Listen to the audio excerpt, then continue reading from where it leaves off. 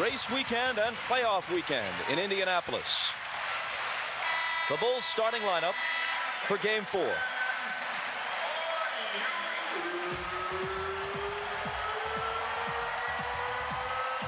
Jordan averaging 34 in the series, had 30 in Game 3, but shot, as we mentioned, only 9 of 22. Dennis Rodman has said, "I have to start to be my most effective." Phil Jackson apparently disagrees. Kukoc will start. Rodman comes off the bench today. Concerning Reggie Miller, Phil Jackson said, "Look, we have to assume that if he plays, he's 100%. We're not concerned about it." Of Reggie Miller's 28 points in Game 3, 9 came in the first 4 minutes, 13 in the last 4.5. Rik Smits, not much of a presence for them in Game 3. They won anyway. Dale Davis starts, but Antonio Davis has been playing the important minutes down the stretch. Larry Bird may have won the battle of gamesmanship with Phil Jackson coming into Game 3. He complained after the games in Chicago that the officials were letting defenders rough up the Indiana players. Well, it appeared that Game 3 was called more closely than the first 2 games. Pippen got hit with 2 quick fouls. Rodman eventually fouled out. I think an important thing to watch here today, Bob, is with the insertion of Tony Kukoc into the lineup. Let's see if the Bulls can win the turnover game as they did in Game 1 and Game 2. The tip to Indiana. Hugh Evans, Bill Oakes, Ronnie Nunn are the officials. And how they work it will be a very important factor in Game 4. Mullen is open. He doesn't miss many of those. The rebound to Harper.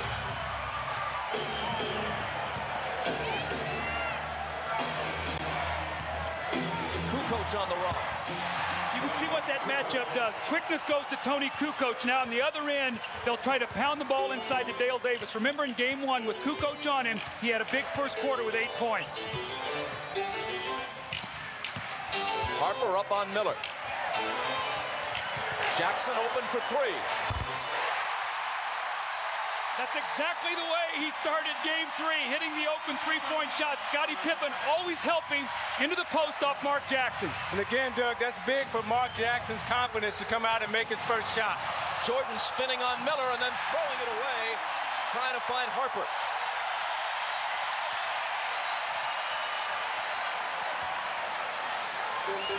Miller is guarding Jordan when the Bulls have the ball, and we're watching to see what, if any, effects of the ankle injury are apparent.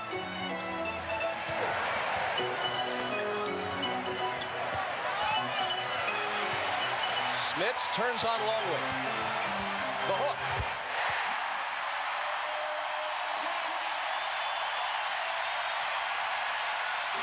Excellent patience that time by Rik Smits. The guy sunk back into his lap. He took his time, put it on the floor. A great little jump hook in the lane. Scottie.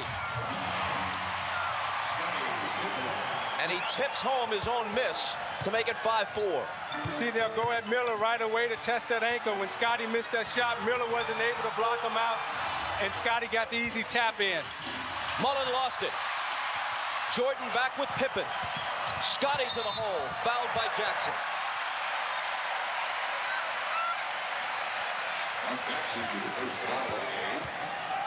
Now, I sprained my ankle in the playoff game. Now, the toughest thing for Reggie Miller is going to be backpedaling right there. You see, he has to change direction. It's going to be tough for him to defend, change directions, and pivot off that ankle.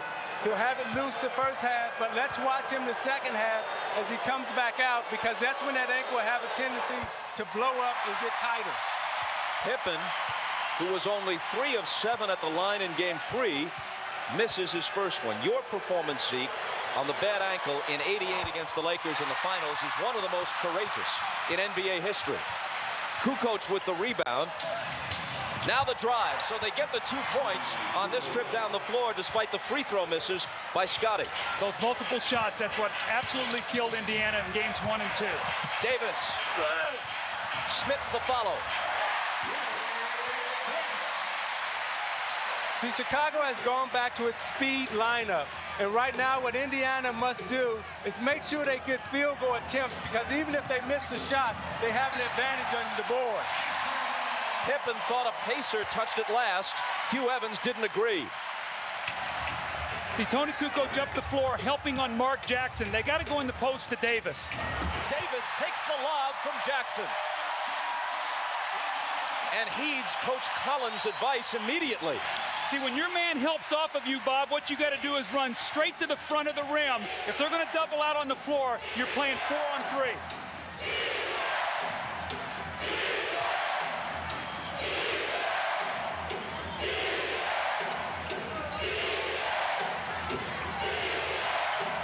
Kukoc cross-court to Harper. Misses the three. Loose ball to Smits, and Kukoc with a foul over the back.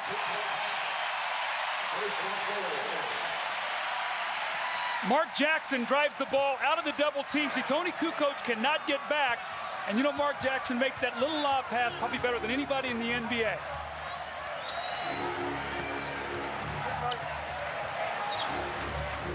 Mullen faking on Jordan. Jackson behind the back to Smits. Reggie out of the corner. Tough shot, air. Pippen dishes to Michael. Michael's first basket, 9-8 Pacers. Transition defense, Reggie could not get back out of that corner. The Bulls had numbers and took advantage. Smits throws it away right to us.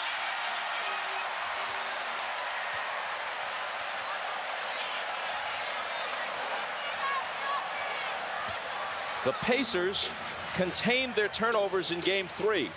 15, 16 of them. Part of the reason why they were able to win. They also continued to shoot well from the field. It's Kukoc hitting. The Pacers have continually outshot the Bulls, but because Chicago has had such a huge advantage on the boards, especially the offensive boards, and they forced more turnovers and gotten more shots, they've been able to win 2 of the 3. Bob, they're averaging 10 more field goal attempts a game and 8 more free throw attempts a game. That plays into exactly what you're saying. Their percentage is lower, but they're able to shoot a lower percentage because they're getting more shots because of the steals and the offensive rebounds. Foul was on Longley. Pacer ball from the side. The Pacers have shot 50% in the series and lost 2 of the 3 games. Another Chicago foul. Longley again, his second. This is nothing new for him. Early foul difficulties. See what Rik Smits is trying to do, he's trying to establish post position, and he wants to move Longley around. And they're battling in there, and it's always, Doug, you get caught on the second reaction. Now, remember, when this happened the other day in the 3rd quarter, Winnington came into the game. They went to Smits. He scored 7 straight points. Winnington cannot handle him in there. Miller. Smits. They let him play. There was some contact, no whistle. Mullen for 3.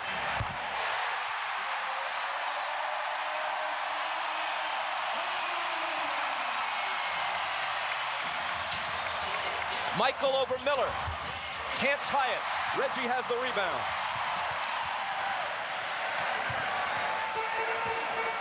See, with this matchup with Dale Davis and Tony Kukoc, I think they should put Antonio Davis in and let him pound Kukoc because I think he matches up better. Smits hits the hook, and the Pacers lead at 14-10. That's the matchup. Bob, the NBA game is a game of matchups. If you see one you like, you've got to go to it and take advantage of it. Winnington in for Longley, driving and hammered by Dale Davis. Mullen with a 3, Smits with a hook in the lane, and the Pacers with a 14-10 lead. Now, Mullen has been shooting the ball extremely well. The only problem is Jordan has been so close to him. That time he got some free air, and he was able to get the shot off. You see Smits being guarded by Winnington and puts it on the floor and goes right to the middle for his little easy hook.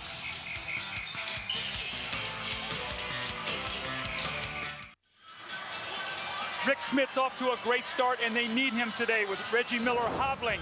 He's been very active in the post. He comes across the lane against Luc Longley with a jump hook.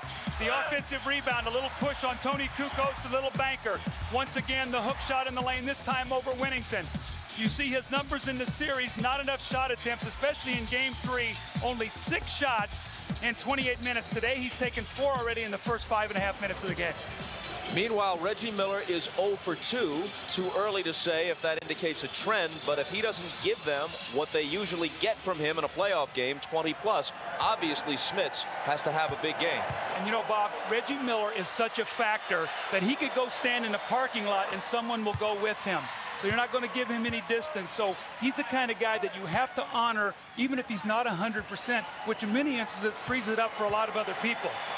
And Doug Smits started out slow in that New York series. His first game, he was 3 for 19. And in the last 4, he was 33 of 58, shooting 57% from the field. Jordan going for the steal. Dale Davis recovers it. Rodman is in now for Kukoc. Tony shot 3 for 3 while he was in there. Jackson on the drive, off-balance shot, doesn't get the roll. Tipped by Davis, no. Smits keeps it alive. Now Jackson has it again.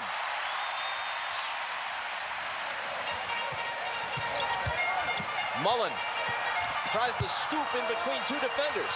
Another try and a third. But still there's a lid on the basket. Rodman wrests it away and may get a technical here. He slams the ball to the floor. And they don't tee him up.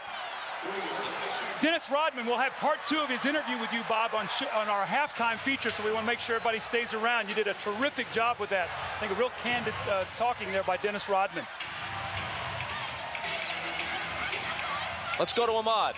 All right, thanks, Bob. Dennis Rodman, who normally when he doesn't start, keeps himself warm by riding an exercise bike or walking on a treadmill. He doesn't have either one of those here. He's been very stiff sitting on the bench. I asked him, would that layoff hurt him? He said, obvious it will because I'm the same age as you are. He's actually a little younger than I am, Bob. Jordan's shot is shoved back in his face. Here's Jackson. Rik Smits wants the ball. Give him the basketball. He's just got a big block. He scored. Throw him the ball. They do. Rodman is on him, giving away lots of height. Jackson open. Short. And Rodman wrests the rebound away from a teammate. See, they know Winnington cannot handle Rik Smits, so now they put Rodman into guard, and he'll try to use his leverage because he doesn't have the size.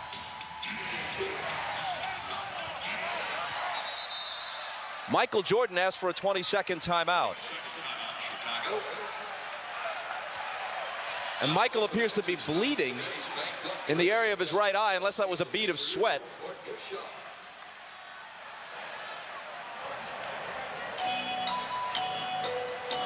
The block by Smits, the save by Mullen.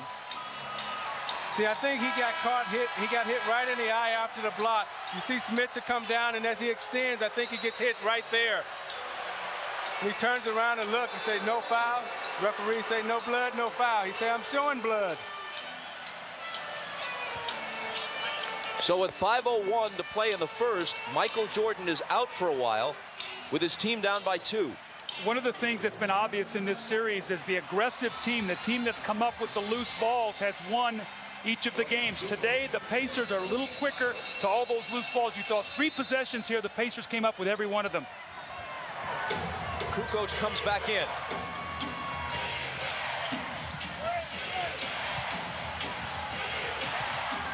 To Pippen for the reverse that ties the game. Good look by Kukoc. What a great athletic play, too. Tony got bailed out. He got in the air, no place to go, and Scotty saved him.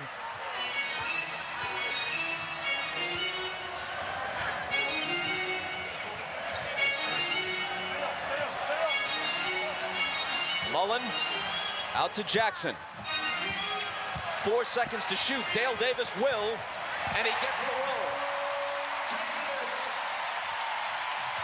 See, I think Indiana's going to have to make a decision. They don't like to double team in the post, but anytime Reggie Miller is guarding Tony Kukoc or Scottie Pippen, they're taking them into the post, and I don't think physically he can handle them one-on-one down there. Miller pokes it out of bounds away from Kukoc. You see, Mark Jackson came that time to give him a little help on the spin, but he's not physical and strong enough right now to hold those guys in the post. Well, I think Jalen Rose is going to come in the game to guard him. I think Larry Bird sees the same thing. Isaiah does not like the matchup. They do not want to double team because then that messes up the rebounding. So they like to stay at home on their people. That's why you saw the substitution. Jalen Rose has had one good game in each playoff series so far for Indiana. They need a few more if they're to somehow get by Chicago. Hold on, Mullen fouls Pippen. Reggie Miller goes to the bench without having scored so far. Jordan is in the locker room having a cut in the area of his right eye attended to. And Michael was only 1 for 4 from the field before he went out. Ahmad Rashad is back in the Bulls locker room. As soon as he has some information, they'll pass it along to us. Mullen goes out, and Derrick McKey is in to replace him. That was the second foul on Chris. Harper into the lane, slicing through. Nice move. Rik Smits just does not have the quickness to jump out and trap that screen and roll. So anytime he's involved, the Bulls really look to turn the corner and get it all the way to the basket. Harper did it that time with his left hand. Jackson from Smits. The follow by Davis. Jackson blew the open layup, but Davis was there to cover for him. And what you'll notice is anytime that Mark Jackson makes a pass into the post, Pippen is roving. Wennington ties it again.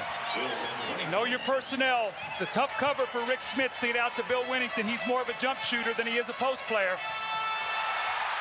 Jackson evades Pippen. And Smits misses off the potential assist. Kukoc fires and misses the three. And it's out of bounds to Chicago. Back to Market Square after this. Ahmad Rashad back at Market Square Arena. Moments ago, Michael Jordan on this drive to the basket was just swiped over the right eye there by Rik Smits. It caused a cut to the upper part of his right eyelid. He has been taken to the locker room. They're trying now to close it with sterile stitches. Now, if that doesn't work, doesn't stop the bleeding, they'll try to go back and try to close it with actual stitches. As of right now, he's having that application applied now, and he'll be back in the game. Bob? Ahmad, thank you. Remember, as most of you know, it is an NBA rule that you cannot be on the floor with an open wound unless the bleeding has been completely stopped. You cannot play, no matter how much you may want to, no matter who you are. Pippen's pass deflected. Scott Burrell into the game now. That's an early substitution for him. We've seen in the first 3 games either Randy Brown or Steve Kerr. It looks like Phil Jackson wants to go with a bigger perimeter team. Scott Burrell in for the first time. Pippen a long one. And the rebound to Antonio Davis. Now let's see if Indiana goes to Antonio Davis right now. Dale Davis guarded by Kukoc. Harper's on Jackson. Trying his post-up game now. We haven't seen much of that in this series. And Harper blocks it.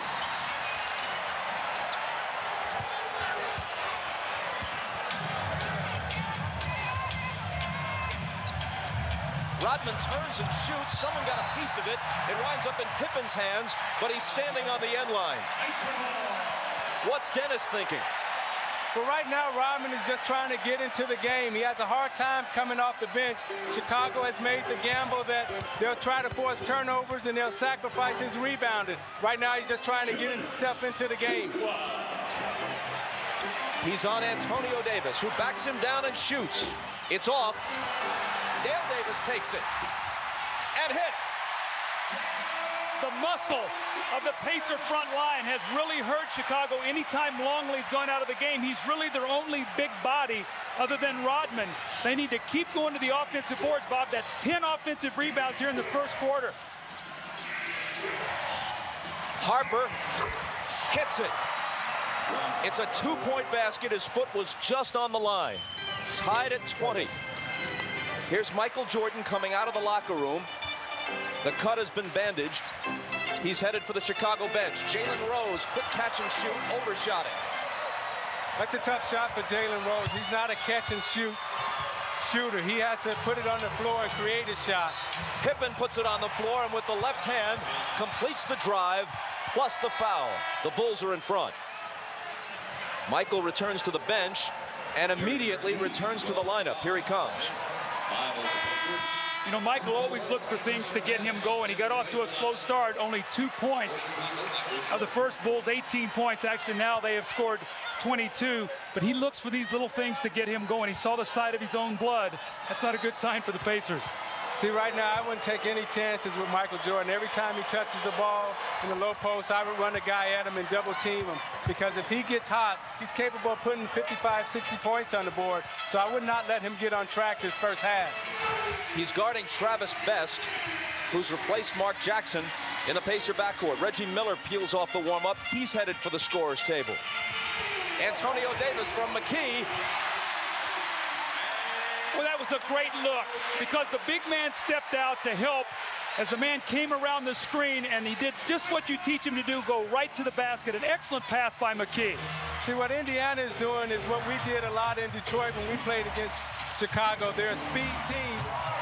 So you try to attack them with your body. You got to put your body on them to impede their speed. Rodman with the pass, Burrell with the bucket. The Bulls with a 3-point lead.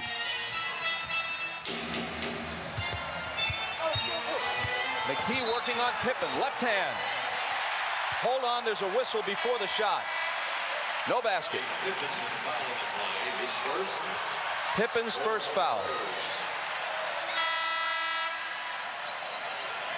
Reggie Miller back to the Pacer lineup. Reggie Miller is back. And Ron Harper returns for the Bulls with Kukoc leaving. See, the Bulls match with a small lineup right now. They can switch anything, any screen roll, any down screen, switch it so you can't have a catch and shoot at the end of this quarter. Game clock overlaps the shot clock by a couple of seconds. Rose drives on Burrell and scoops it up off the glass. Now that's what Jalen Rose is effective. Putting it on the floor, taking it to the basket.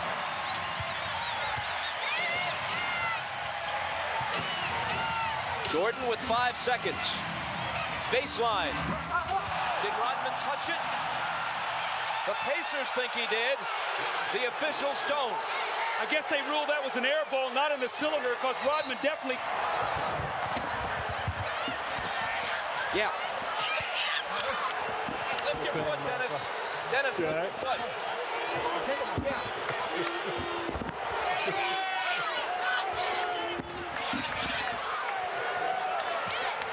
You all right, Bob? Once again, I'd like to say, stay tuned for that interview at halftime with Bob Costas and Dennis Rodman. They are now soulmates. Yeah. The big man. I took a hit, buddy, I'll tell you that. I saved you. I caught his foot. Yeah. It was coming right for your head. He packed some punch. Meanwhile, Watch the hustle. Look at Warren. We don't see Where's Bob. Bob? Where's Bob? Where's Waldo?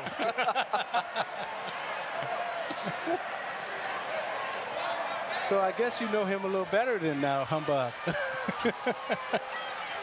yeah, we're getting to know each other very well this weekend. Some sort of real bond is developing. He can't stay away from me.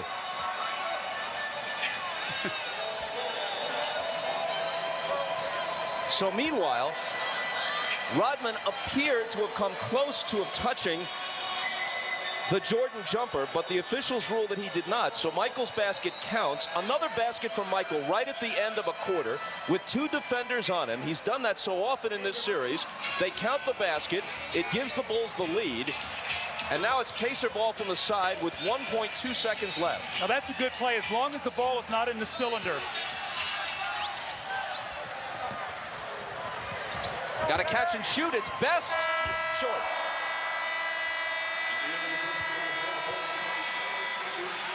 After 1. A quarter in which Michael sustained a cut, and I was nearly crushed. The Bulls lead the Pacers by 3. You're watching the NBA on NBC.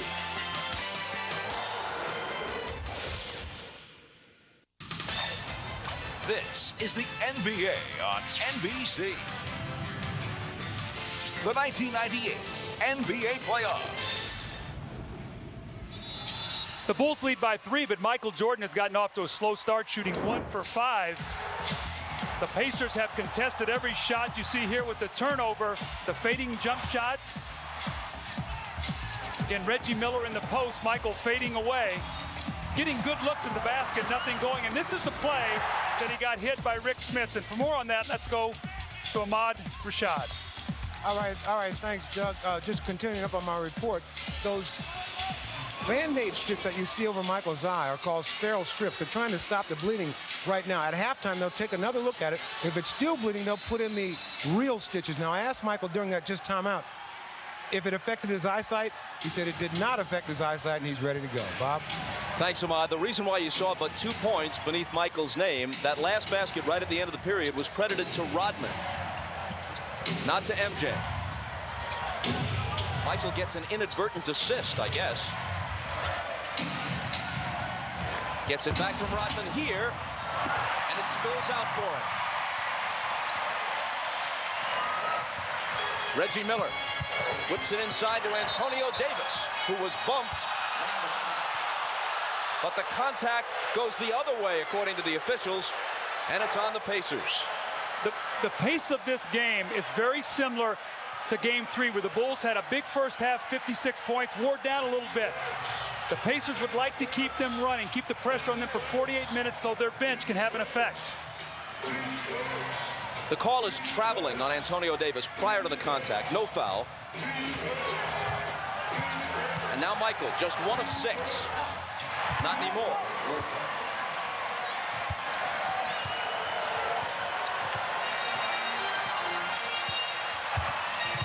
Kerr on best.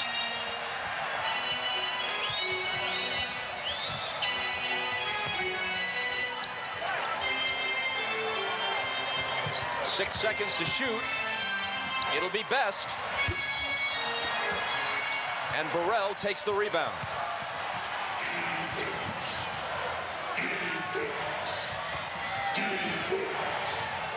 Kerr from Rodman, double teamed on the baseline.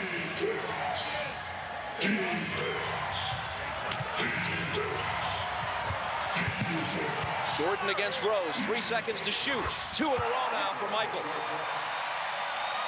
I wouldn't take any chances. You got to go get him, Doug, because right now this game is kind of getting away from you a bit. Best around Kerr.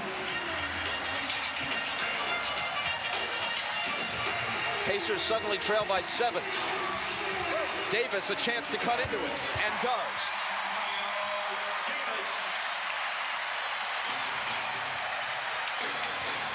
Steve Kerr limping a little bit. Looks like maybe he got kneed in the thigh. We'll have to keep an eye on him. He's wincing and hobbling around out there.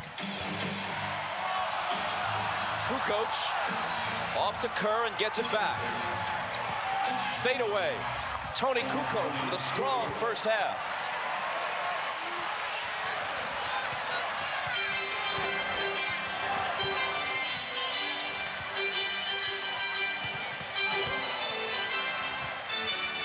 McKey from the head of the key. And the loose ball bounces to Jordan.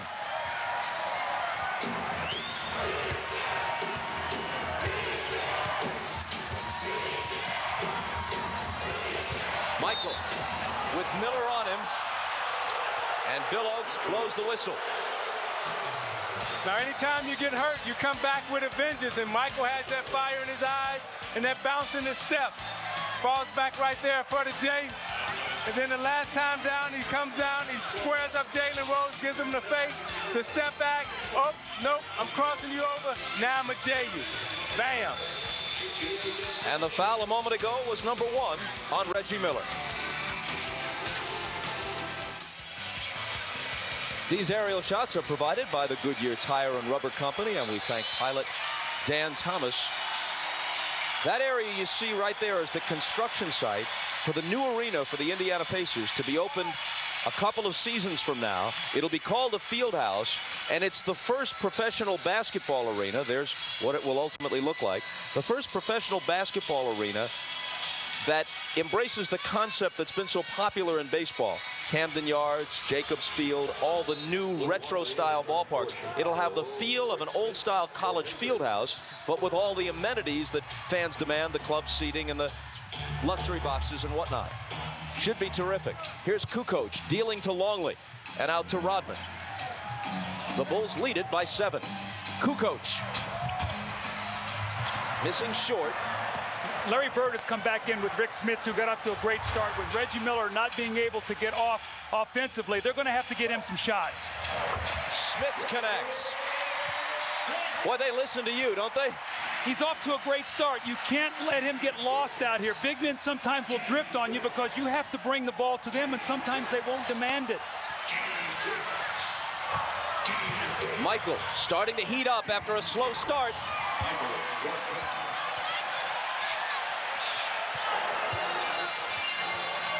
Three straight now for Jordan after missing 5 of his first 6.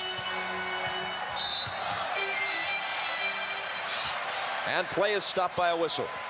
Now you watch Michael being guarded by McKey. Loves to come to that right hand and pull up in the middle. McKey just a little late getting there. Jordan swishes it right through the net. He gets better by the quarter in this series so far, and right now, what I see in Michael Jordan, that little bounce and that little hop, I know from experience, he's about ready to go off. Foul on Rodman was his first. Pippen and Harper are back in. Best. And once again, play is stopped. The foul is on Michael, his first. One of the things we talked about was Travis Best's speed and quickness hurt the Bulls the other day. They went with a smaller lineup. Today, they're going with the bigger lineup. They're keeping Pippen on McKey. They're letting Michael guard Best. And they're keeping Ron Harper on Reggie Miller. See, the thing I'm noticing is Reggie Miller, he can only fade like that. That's good enough. Yeah, he's having a hard time curling into the middle. So he's fading on every screen, and Chicago is shooting the gap, trying to go over the top, and that time they got caught. Miller's first hoop is a 3, and the Pacers are within 4. Michael to answer. There it is. I'm telling you, he's real hot. Well, he missed 5 of his first 6 shots, and he's made his last 4 right now. He's in one of those rhythms that great players get into. Reggie, nice feed from Best.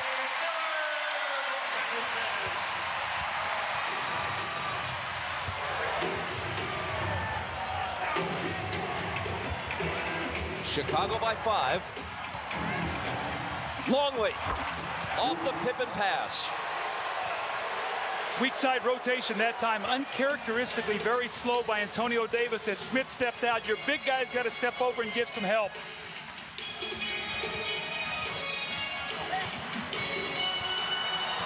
Reggie again, a little hook attempt. Comes up way short. He thought he was bumped a bit. Here comes Michael with Best at his mercy. And they call a foul on Michael at 6'6". He had the little guy, Travis Best, just 5'11", as the lone defender back. And he tried to give himself some room with the forearm, and they caught him. Keep your eye on his left arm and his left shoulder. Right there at the elbow, he gets it up. You very rarely see that call against Michael Jordan. Billy Oakes with the emphatic call, but Travis Best giving him space. Watch the left arm. Right there, he gets it up. And you're watching the NBA on NBC. Now, Reggie Miller is playing with a severe sprained ankle, so therefore he's only able to operate on really one side of the court. You watch him come down here on the right side. This is not slow-mo. That's just how slow he's moving. He curls into the lane, gets the left-hand layup. But you see as he comes to the right side of the court, watch as he labors trying to curl. Gets caught up here, can't really get his balance. As he goes in for the hook shot, can't really push off that ankle. So watch Reggie Miller working at one side of the court, and when he gets to the right side, he'll fade probably to the corner for a J. With the Pacers down by 7, Best brings it across. Fires the jumper and hits it. Got a little screen to lose Jordan for just an instant.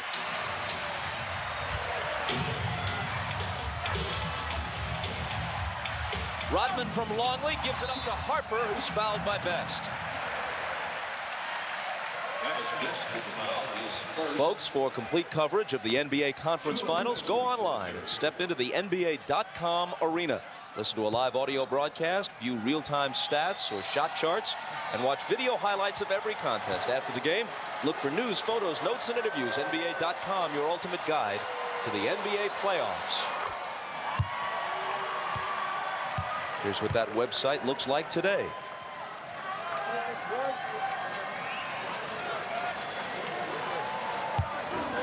Now, Rik Smits has been a very important part of this team today offensively. But Isaiah, one of the things that's hurting him is the Bulls are really getting him involved in a lot of pick and rolls. They're stringing him out. They're throwing that ball to the corner, and he's not able to get back. They're getting that ball right to the middle of the floor, and they've punished the Pacers with that play today. The Bulls have. Doug, you remember earlier in the season, Rik Smits had severe foot problems, and right now they're taking advantage of that. Travis Best really trying to make Michael expend some energy here on the defense. McKey driving, juggles it. It's Miller for three.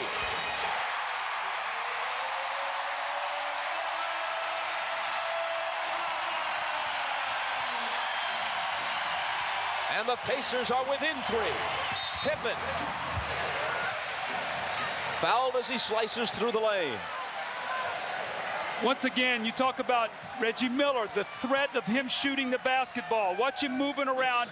Ron Harper loses him for just a split second, and he nails it. And when Ron Harper runs down the floor, he looks at himself and he goes, I know I can't leave him. I've got to stay with him.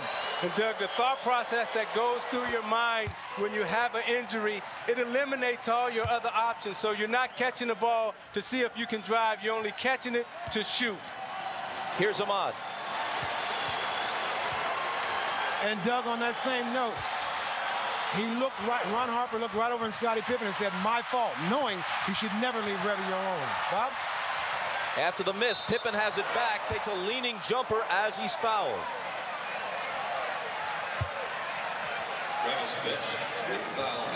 When you play Michael Jordan, you must make him work all the time. You have to hope that come fourth quarter, he's burned up some energy and becomes somewhat human. So what you see Travis Best doing, he's using screens. He's trying to penetrate, keeping Michael busy at both ends of the floor. The foul on Best came before the shot. Bulls put it into the side, and Longley misses. Rodman trying to keep it alive, but eventually it winds up in Smits' hands. Best around the Smits screen, and he travels.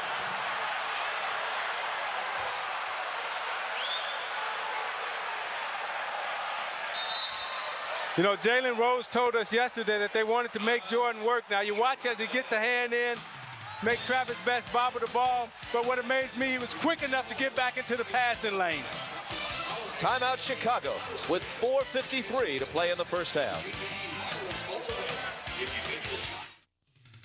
I'm Hannah Storm in New York. Coming up on the Prudential Halftime Report, we'll have more of Bob Costas's interview with Dennis Rodman. He's the NBA's best rebounder, and he knows his value to the Bulls. There must be something to this world, this community, or this organization, the NBA, that I must be doing something really good for me to be still here and for people to like me and people to tolerate what I do. Without that, you really don't have any entertainment in the NBA. And as you saw earlier in the half, Dennis and Bob have gotten together more than once this weekend. We understand that Bob asked for a 20-second timeout, but it wasn't granted. He rebounded well. Let's go back to Indianapolis. But perhaps not quite as well as Dennis, Hannah. I'll tell you one thing. The studio is safer. Peter Vesey never roughed me up that way. Although he may have wanted to many times, he never did it. I can't respond. I can only laugh. Chicago ball after the timeout. Their lead is 4. Now Travis Best is guarding Jordan in the post. Michael knows it. Michael knows it. See, Reggie Miller came down to try to double team, but it was too late. He had banked it off the glass already. After missing 5 of his first 6, Jordan has now hit 5 in a row. Harper on Miller. Antonio Davis with the screen, gets it back, pops the jumper. His game has gotten so much better being able to hit that medium-range jump shot. You used to love for Tony Davis to step out and shoot that. That has become such a weapon for this team because you need another big guy who can shoot out there because Rik Smits sees so many double teams. Best again trying to contend with Michael. Knocked away as Antonio Davis came over with the help. You know, in that last bucket that Antonio Davis hit, Dennis Rodman bent down to tie his shoe up, and the pick and roll came. That's why he was so free at the free throw line, Doug. Pippen looking for somebody. It's Michael. At 6'6" to best 5'11". Miller over on the double team. Pippen lets fly. The Bulls are really shooting the ball well. This is so reminiscent of Game 3. You know what I think is interesting here? Larry Bird is going against his philosophy. He doesn't like the double team, but he realized that Michael Jordan is hot, so he's sending a man at him every time, which is freeing up their perimeter shooters. Smits out to Best. Quick touch pass over to an open McKey, whose jumper is short. Here comes Chicago. The Bulls are shooting 59% in this half. Michael again. Cross court to Pippen. Head fake. Longley open. Great ball movement and a Chicago basket. So that's what happens when you double team. Now you get yourself rotating the people. You run at Pippen, he pump fakes you, he gets to the lane. You run at him and you kick for the easiest shot. That's why you don't like the double team. But the gamble that you take when you double team is you say, we're going to make everybody else beat you because we know Michael Jordan will beat us. Miller misses the hook. Harper races back the other way. Best wraps him up.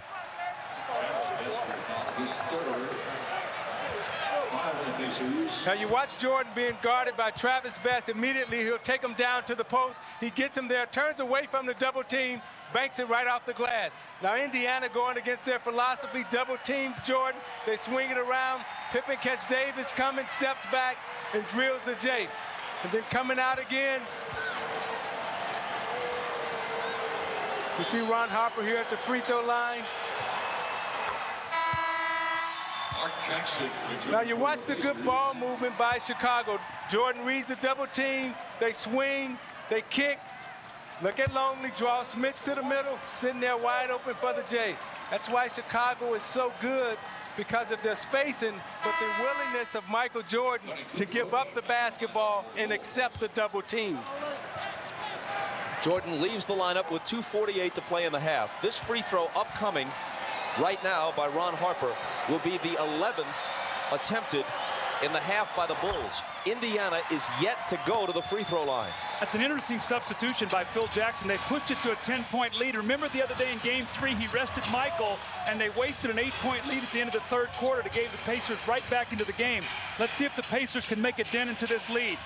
This is the biggest lead of the game for either side. Mark Jackson. 5 seconds to shoot. Smits loses it. And they do not beat the shot clock. 24-second shot clock violation.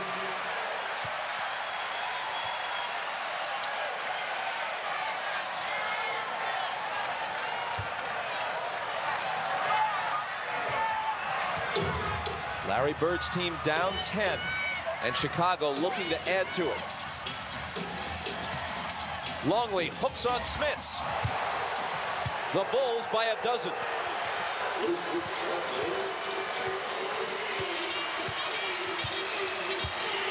Chicago well aware that Utah has swept Los Angeles. Jackson's pass finds Smits, who is bumped and fouled, and he'll become the first Pacer to go to the free throw line. And if in fact the Bulls wind up in a finals rematch with Utah, they'd like to get there as soon as possible because the Jazz will have home court advantage anyway, and right now they're resting up and waiting. So the longer this goes for a veteran team like Chicago, the worse it is for them, at least in theory, against Utah. That's why winning today and giving themselves a chance to wrap it up Wednesday night at home on NBC, beginning at 9 Eastern, 8 Central, is so important.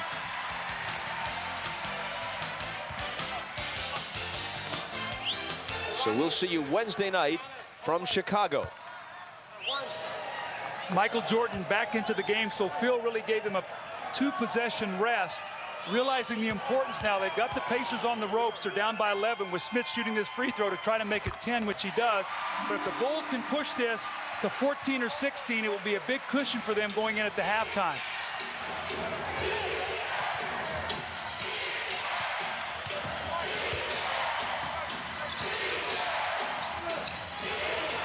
Rodman, snap pass to Michael, who finally misses one, interrupting a long hot streak. I didn't think that ball hit the rim. They got a new shot clock, so that might have been a good thing there for the Chicago Bulls. It looked like it was an air ball. Must have skipped the back of the rim. Scotty to Kukoc. Big height advantage on Jackson. Slips it inside to Longley. 4 on the 24. Pippen gonna have to shoot it. It squirts out of his hand, and a 24-second violation.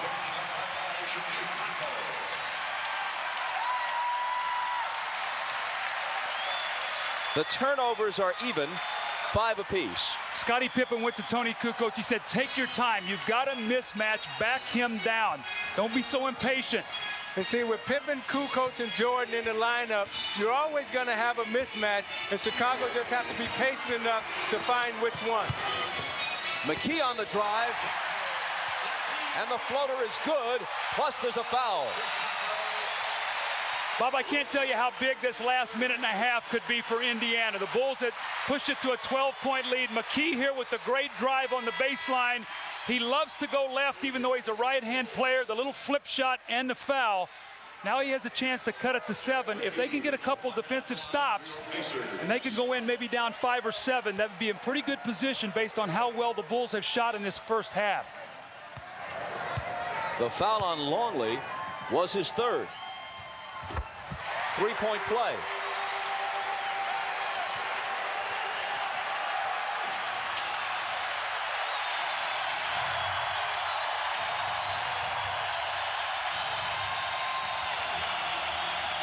A 12-point Chicago lead has been trimmed to 7. Michael over McKey, and it's back to 9. You see, Jordan loves to drive right and pull up right for that J. McKey got him. He gave him a little hesitation, went for it again, and then came back and hit the J, going right. Jordan has 15.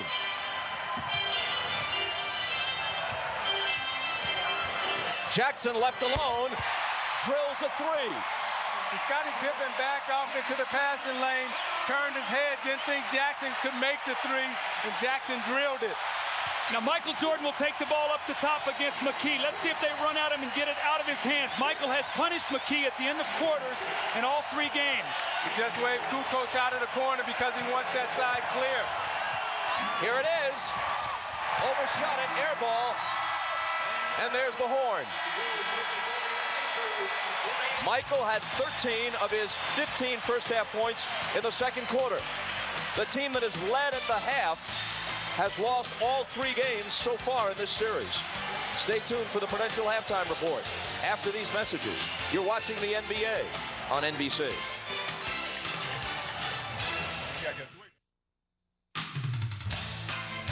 This is the Prudential Halftime Report, brought to you by Prudential, bringing strength and stability to America's families through insurance, healthcare, real estate, and financial services. It's halftime of Game 4 with the Bulls leading the Pacers 54-48. Michael Jordan, despite that cut above his eye, leading all scorers with 15 points. Rik Smits has 10 points to lead the Pacers. Reggie Miller, playing on the bum ankle, has 8 points for Indiana. Hi, everybody. Hannah Storm along with John Sally, Peter Bessie, and Matt Gukas. And we're going to talk about the first half between these 2 teams just a little bit later on. But first, more of Bob Costas's conversation with Dennis Rodman. Have won their 5th championship in the last 7 years. Those were the days of our lives.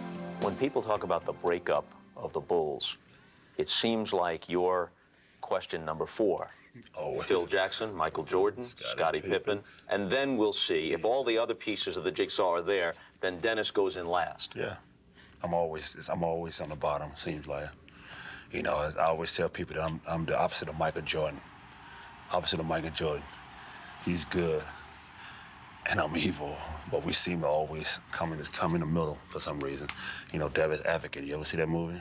Yeah. Okay. I don't think anyone thinks you're evil. I don't think anyone even thinks you're malicious. Most people think you have a big heart. They do think that sometimes you're irresponsible and self-absorbed. If you really look at it, Bob, I think that a lot of people respect me more than a lot of people that you give people credit for. I think people look at me and say, wow, I like that guy. No matter what he does, I like that guy. I must be something to this world, this community, or this organization, the NBA, that I must be doing something really good for me to be still here and for people to like me and people to tolerate what I do. Without that, you really don't have any entertainment in the NBA. Without Dennis Rodman, you don't have the entertainment. You got the Kobe Bryants that doing the dunks, Michael Jordan with the tongue, but you got the Dennis Rodman with the whole plethora, you know, with the whole chameleon. Yeah, I like that. I like that plethora. Okay. That's good. Okay, you got that. You got to have that. You got to have some type of, you know, some distraction. You got to have that bad boy image in the league, and the NBA has really taken a lot of that color out over the last 10 years.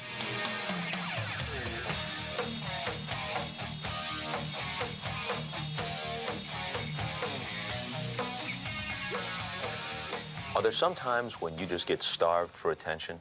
Things haven't been stirred up enough around you, and you have to do something to draw that attention back to you, even if it isn't the best thing to do at that time?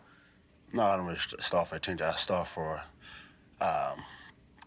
pleasure, as far as I have to go and have to get some excitement somewhere because I'm bored. You know, this game can take you to so far in a level where I've been there. Okay, now let's go to floor number 6. Let's see what's got in store for me. Okay, that's me. I believe that's hardwares and ladies' lingerie. I don't know about all that. Pippen on the move. Rodman follows in emphatic fashion. Say what you want about what happens off the court. His game can be captivating. See, I think there's a lot of people who love your game, myself included, not just respecting it in terms of its skill, but just enjoy watching you play because you play differently from anybody else, and who don't mind you playing the court jester, and who like the fact that a guy can be different. But there are times when you step over the line and then try to justify those things as just being Dennis, when in fact it's just misbehavior. I think it's misbehavior. I mean, I don't think it's anything that anybody else do in this league. Anything, but I'm just watched differently and closely by the NBA. They think that I am trying to show them up. I mean, how can one guy bring this pyramid, this kingdom, Caesar, David Stern, down from his throne? How can you do that? Ain't no way in hell. He's got all his Romans right there trying to spear me in the back, you know, as much as he can, and say, okay, great, you do it again, we're going to feed you to the lions. And those lions are those 3 damn referees with the striped shirts with the whistle in their mouth. Okay, so that's basically what it is. Other than mixing the lions with the zebras, that was an excellent metaphor. Okay. Extended out there pretty well. Not as dumb as people think I am. That's okay. So. Dennis Rodman actually playing a pretty smart game here in the first half. He stayed out of foul trouble, only 1 foul. He's played 19 minutes, has 2 rebounds, actually 9 rebounds, 2 points, and 1 rather impressive takedown. When we return, we will talk about the first half in Indiana between the Bulls and Pacers. But first, a message from Prudential and a word from the NBA.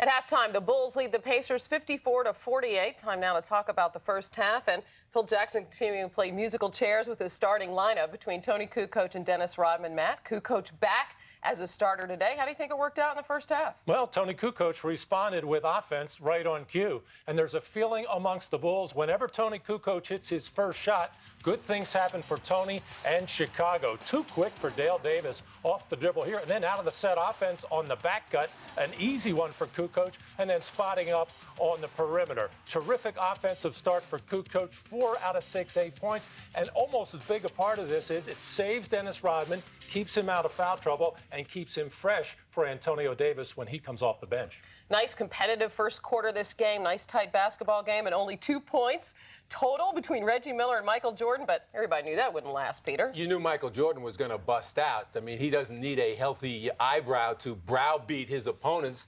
And when he came back after getting stitches, he hit 5 in a row in the second quarter. Miller, on the other hand, is hobbling. He's got the dream injury. He doesn't have to play defense.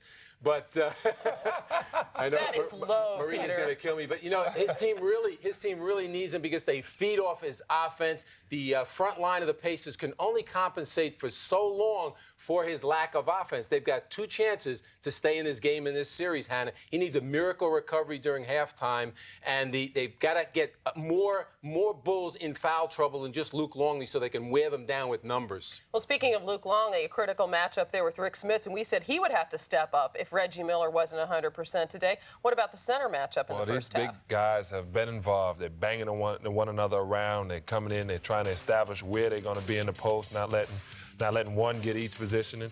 Luke gets the foul right here, but Smits has played better so far. He only has 1 foul. He has 5 rebounds and 10 points, so he has a lot more leeway in the second half. You know, 5 more fouls you can use on Dennis, Michael, a couple more people.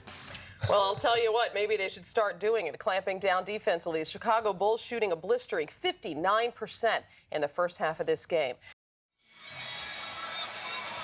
Reggie Miller, who had 28 in Game 3, has 8 at the half in Game 4. Michael Jordan leads everybody with 15. He got only 2 of them in the first quarter, then exploded in the second quarter after he had to go to the locker room to have a cut above his right eye repaired.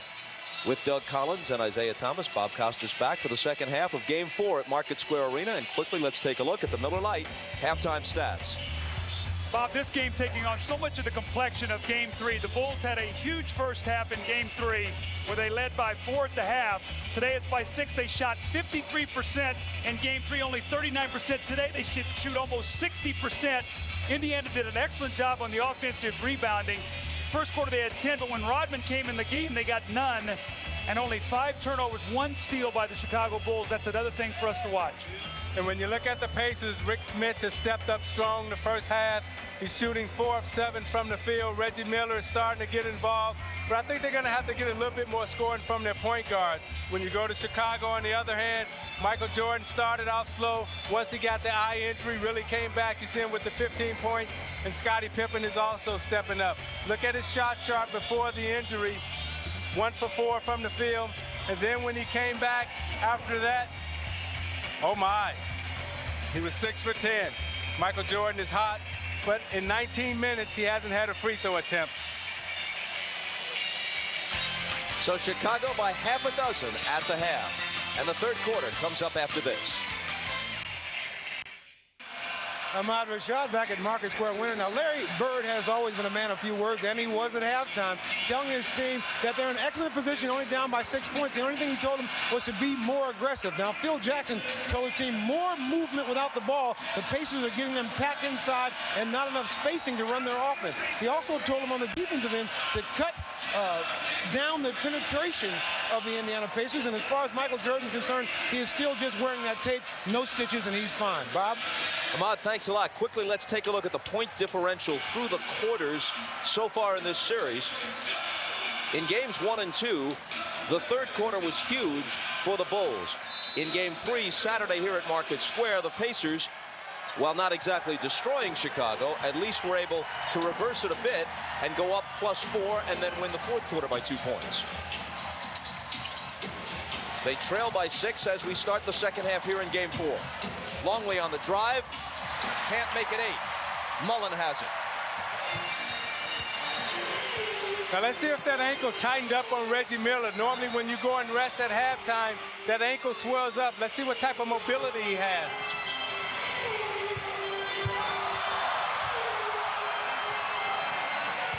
Smits, jumper over Longley, no. Rebound Rodman. Bulls thinking defense here, starting Rodman. Who picks up his 10th rebound to start the half. Pippen to the hoop. Knocked away by Smits. So you watch Reggie in transition here. He's slowly limping, trying to get back. It's tough for him to push and get off that ankle. And he's guarding Michael Jordan right now, and Jordan will look to test him quickly. Longley, catch and shoot. That's a well-executed play. Rik Smits had to give help on the screen by Michael. Longley read it, just faded right back to the corner. Mullen for three. Way off. Rodman deals the outlet to Pippen. Michael is open. Good start to the third quarter for Chicago. Bird's going to need a 20-second timeout. The Bulls are coming out. They've got their defensive team on the floor. Hit 2 quick jump shots. Push this lead back up to 10, and Larry Bird doesn't like it.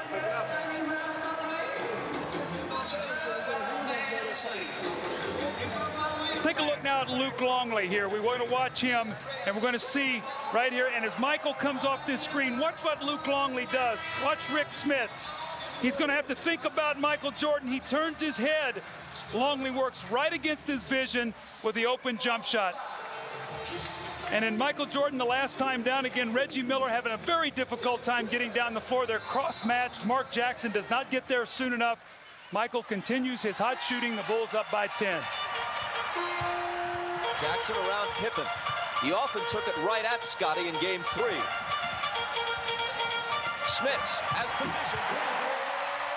Longley gets wrong that time. He went on the baseline side.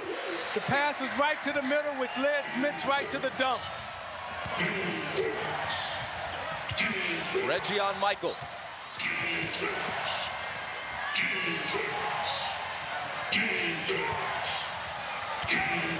Jumper over him. Rodman with a great tip. It's a great tip because Dennis Rodman boxed Dale Davis in. He boxed him underneath the basket. So when the ball came off, he had enough space to tip him. And Pippen is hit with the block. That's 3 on Scotty. What I see on this play is an animated Dennis Rodman. The Rodman that we know with energy, playing a little bit on that edge. But he goes right to the front of the rim on the miss and just out-muscles the Indiana Pacer front line. And going back down the floor, you see that high step, and he's feeling good. Mullen. Michael takes him on a switch and fouls him.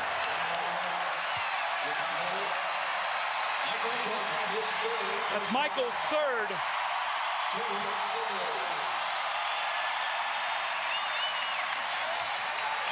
So even though it's his third foul, I don't think you can run the risk of taking the ball out of Rik Smits' hands because he's shooting it so well right now. They've got Harper now on Miller. Jackson into the lane. Dale Davis brings the Pacers back to within 8. The Pacers got to get some defensive stops, though. Right now, the Bulls are in that good offensive rhythm. Remember, they shot 59% in the first half, and they have not missed a beat here in the third quarter. Well, Chicago has made the decision that they're going to outscore Indiana, and Indiana has to match them with scoring opportunities. On the Bulls' turnover, the Pacers bring it back, trailing by 8.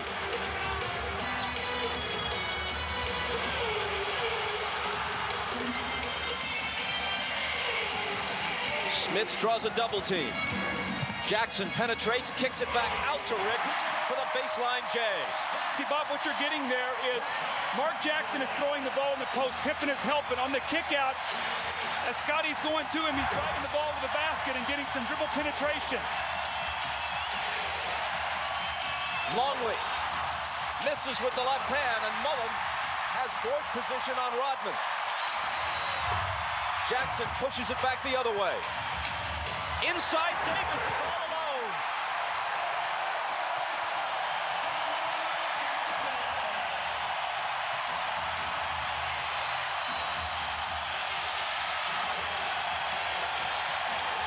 Indy's on a 6-0 run.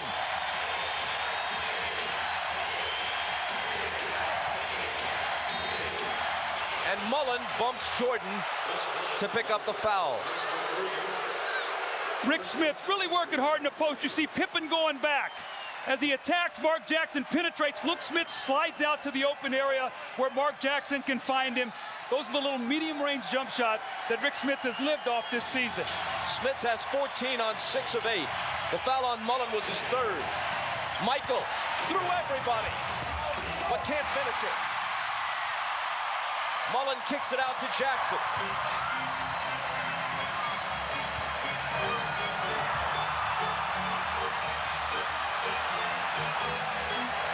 Looking for Smits. He looks for the hoop, but it's short. Harper had trouble with the dribble. Got it back. And it's Chicago by 6. Miller on the run, misses off the glass. Jackson has it. Mullen along for 3. A wide open look. Can't ask for more than that if you're Chris Mullen. Harper. And Smits fouled him.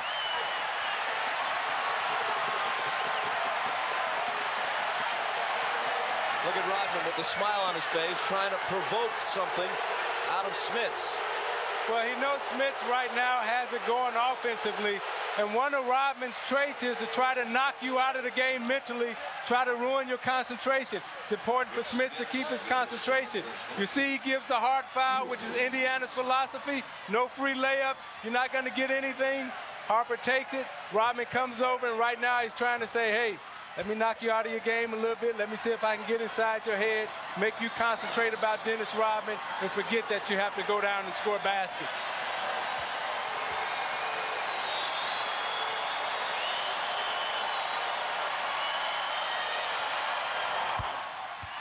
Harper cans the first. So the pace of this game is frenetic, and Larry Bird is going to take a timeout. I still think Indiana must continue to run like this. If they have any hopes, I think, of winning this game, they have got to wear the Bulls down.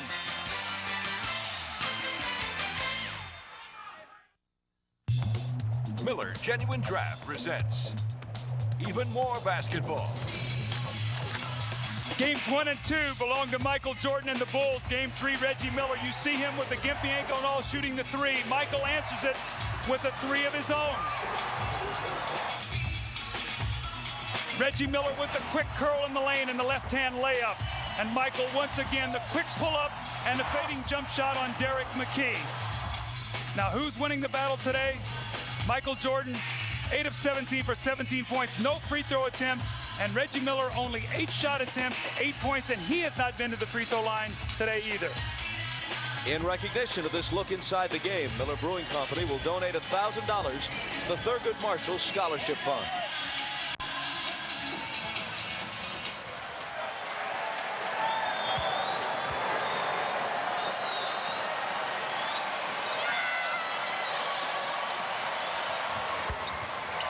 Harper puts the Bulls up by 8.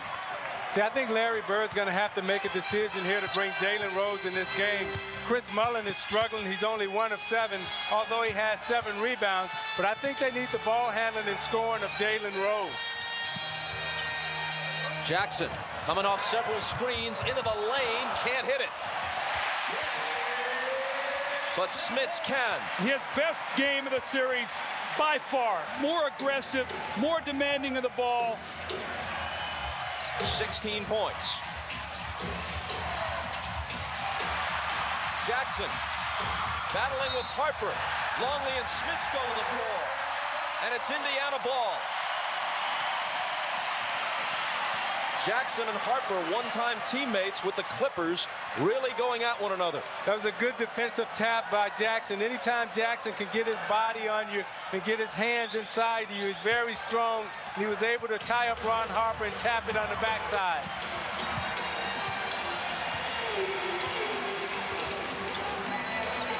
Miller. Got it. A 2-point bucket just inside the line. Chicago by 4. That was such a difficult shot. Ron Harper with a hand in the face. Reggie Miller still buried it. See, again, that shot was on the fade. You got to get up on Miller and make him run. Michael slings it out to Harper, who traveled.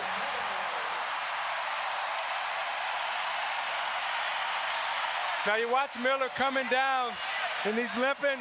He's going to get set, but he can't curl, so you want to get up on him. Harper doesn't make him curl. He fades to the corner and knocks down the J. Reggie for 3. Just short. Hit Pippen has it. 3-on-2 if they push it. Scotty to...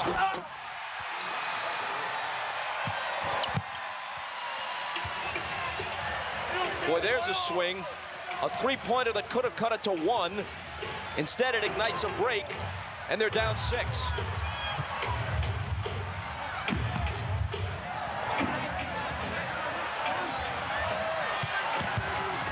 Mullen through a crowd. Got to shoot it quickly. 24-second violation. Against the Chicago Bulls, you cannot hold the ball. Chris Mullen is holding the basketball and trying to get his own shot. He's 1 for 9 now. And again, Jalen Rose only played 7 minutes in the first half. He was only 1 for 2. So they're getting no production from their 3 spot at all today after a huge game from Jalen Rose. We gave him 15 in game 3 and in the victory.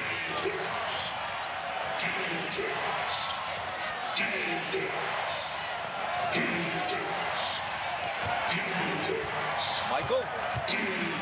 Fade away on Miller. Out of bounds in front of the Pacer bench and touched last by the Bulls. Pippen is pointing at Mullen, but the officials didn't see it that way. Now you watch Reggie Miller guarding Jordan in the post. He's trying to keep his hand in Jordan's shot pocket. He won't let him bring the ball down to get to his pocket to bring that shot up because he knows he can't move his feet. Pippen steps in front and picks it off. Jackson is back, but it's a 2-on-1 with Michael. Look out! And Jackson fouls him. Now, both Jordan and Jackson knew what was coming on that play. That's why neither one of them responded.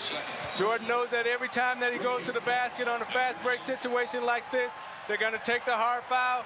He accepts the challenge, walks back to the line. And again, Isaiah, the one thing you don't want to do is let Michael Jordan get one of those monster dunks of his, because those are the great quieters of the crowd, especially on the road. So you take the foul and you make him make 2 free throws. This is his first 2 free throw attempts of the game. For the 10-time scoring champ and 5-time MVP. NBC's must-see Thursday is great this week, beginning with Friends, followed by Just Shoot Me, Seinfeld, Veronica's Closet, and ER. That is must-see TV Thursday on NBC. Remember now, game 3, Bulls up 8 with about 4 minutes to go in the third quarter. Phil Jackson rested Michael Jordan. The Pacers tied the game. I don't think you'll see that today. A whistle away from the ball.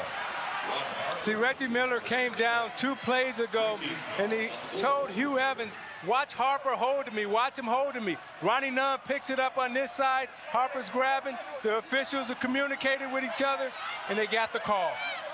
It's on Harper. It's his first. Remember late in game 3 when Harper fouled Miller hard and almost sent him sailing into the Indiana bench, and several Pacers stood up. Antonio Davis actually said to Harper, you cross this line and your butt, or words to that effect, is mine. And speaking of Antonio Davis, he and Jalen Rose had huge games in game 3, and neither one of them have played that much today. Dale Davis spinning, and spinning too much, shuffling the feet and traveling.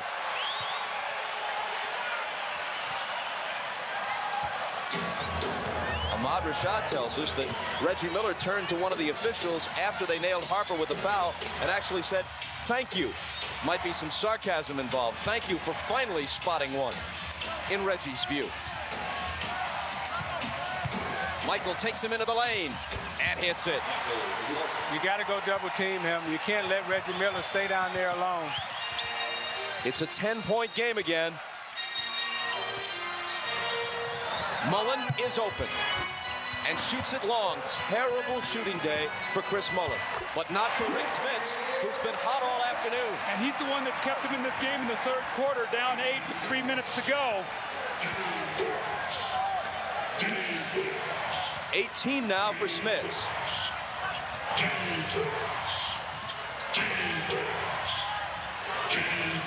Pippen from Rodman. Here's Longley.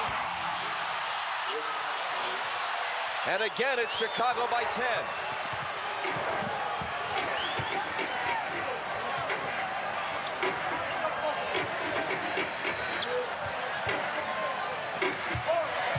Smits. And Longley fouled him.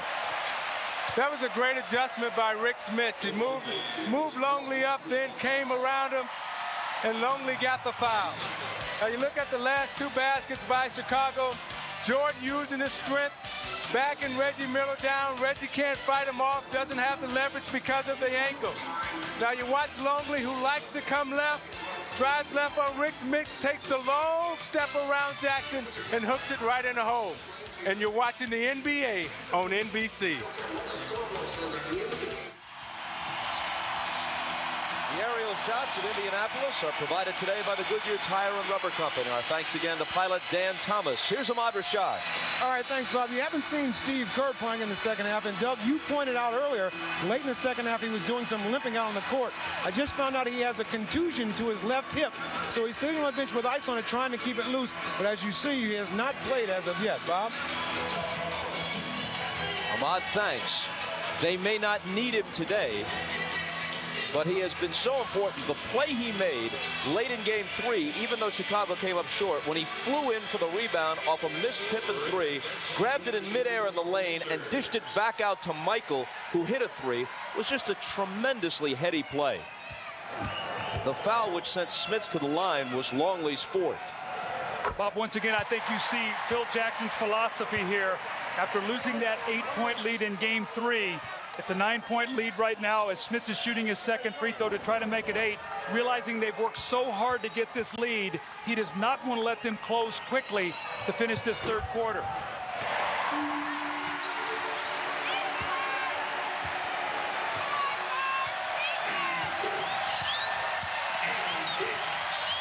Michael has it with Jalen Rose on him.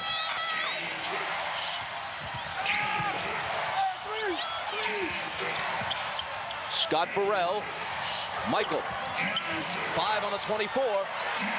Rose all over him. Kukoc has it go through his hands. They won't beat the shot clock.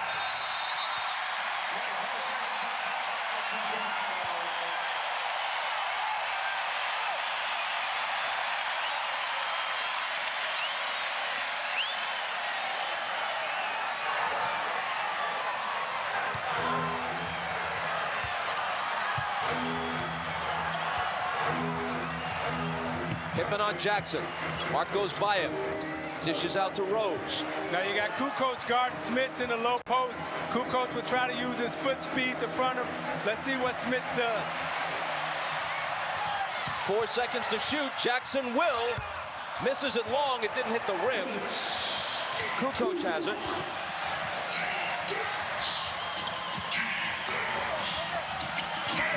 Kukoc with the jumper from the foul line. Plus the foul. See, now what this also does is this makes either Rik Smits guard Dennis Rodman or Tony Kukoc. If he's going to guard Kukoc out on the perimeter will do this all day. You saw Antonio Davis tried to help him out, but it was too late. So this small lineup, if Kukoc can front the post and take the ball out of Smits' hands, will be very effective. See, in fronting the post with Kukoc, Smits has to get in deeper, Doug. So when Kukoc does front him, he'll be closer to the rim for the lob. Jackson looking for help. The foul on Antonio Davis a moment ago was his first. Jackson gets it back from Smits and lays it in.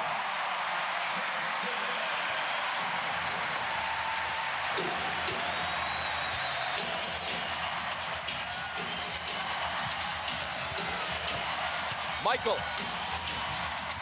out to Burrell, and now Kukoc. Michael again. Number 23 has 23. See, that's not fair. He drove baseline, pulled 4 guys to him, hung in the air till he found an open guy, then tracked the ball down and got it back and made the shot. And underneath, under all of that, Rodman got hit in the head by an Antonio Davis elbow.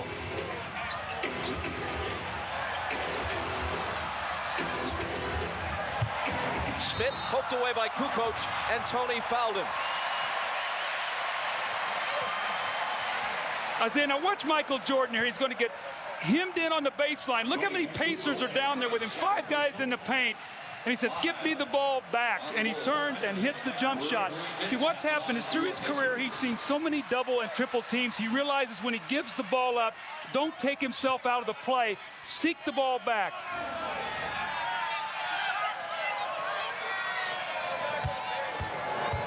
See, Kukoc is using his foot speed, and what Smits has to do when he gets it underneath, he's got to be patient and hold it. He can't go right away, and he's got to let Kukoc settle down. Be a little bit more patient in the post like Michael Jordan is or Karl Malone. Whenever you have a smaller guy guarding you, take your time down there. Smits has 21.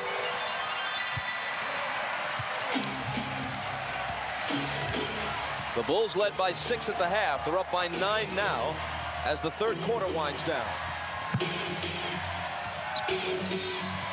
Jalen Rose fouled Michael Jordan.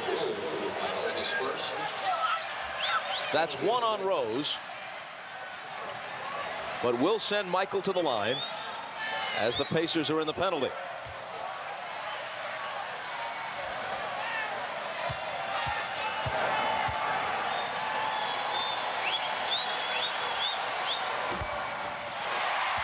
Tonight on Dateline, a decorated Air Force officer had a love affair that sent her career into a tailspin. Was she the victim of a double standard? That's tonight on Dateline. I honestly do not know the answer, but I'm sure that Stone Phillips and Jane Pauley do. A 10-point Chicago lead.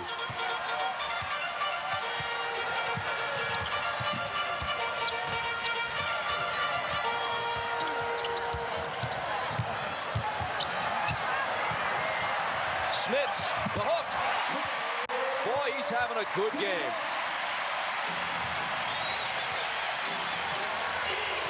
.23 for Rik Smits. It's a big possession right here. If Michael can hit this shot, it'll put him up 10. If the Pacers can hold, it will give them a nice little lift to start the fourth period. Michael fires. In and out. And there's the horn.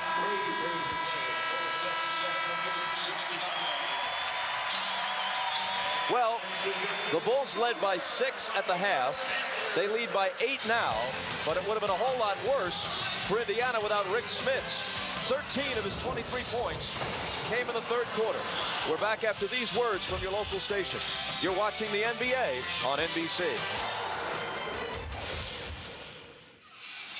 Rik Smits having an excellent ball game for the Indiana Pacers. You see he's 9 of 14 with 23 points. And doing it a lot of different ways. The step out in the open jump shot. The follow-up on the offensive backboard. The little jump shot from about 17 feet, and then the slip of the screen and the jump hook over Scottie Pippen. Now this is excellent, what Rik Smits has been able to do. But Jalen Rose and Chris Mullin are combined 2 for 12 today. Travis Best in the ball game for Mark Jackson. Let's see if he can provide some speed and quickness for a big fourth quarter finish. As the fourth quarter begins, Jordan is on the bench for Chicago and Smits on the bench for the Pacers. Antonio Davis with the left hand. And Steve Kerr has returned despite the tender thigh.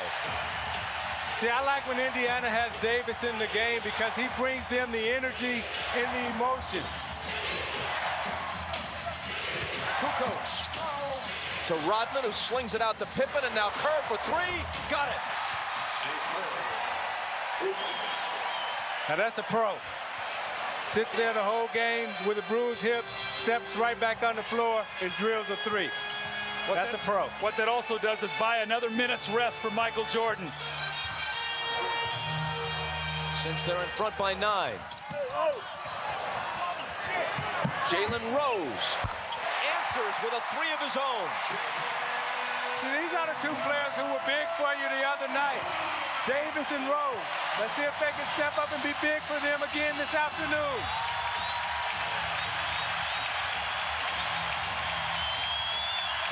Burrell. Rebound Rose.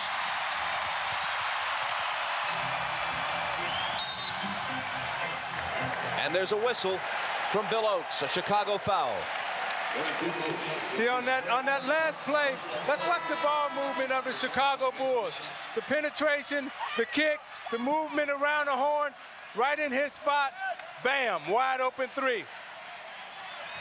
Now you come back with the Pacers, again, ball movement, fake. Jalen Rose takes his time, lines it up, and drills a three.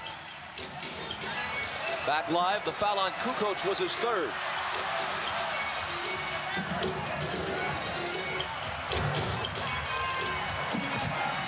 See, Mullen is back in the game for Reggie Miller because Reggie's having a hard time. Jalen Rose is not having a hard time. He hits his second straight three. Bob, you see what's happening right now is Jalen Rose and Antonio Davis is stepping up. Jalen Rose knocked Tony Kukoc down, then drove the lane. That's the plan of toughness right now for the Pacers. Kukoc is all alone, though, and that quiets the crowd just a bit. Championship experience. You keep your poise. The emotional surge on Jalen Rose's shooting. Kukoc and Kerr have both answered. 4 3-pointers in the last minute or so. Mullen inside of Burrell. No basket. He hit him before the shot. It's Chicago by 6.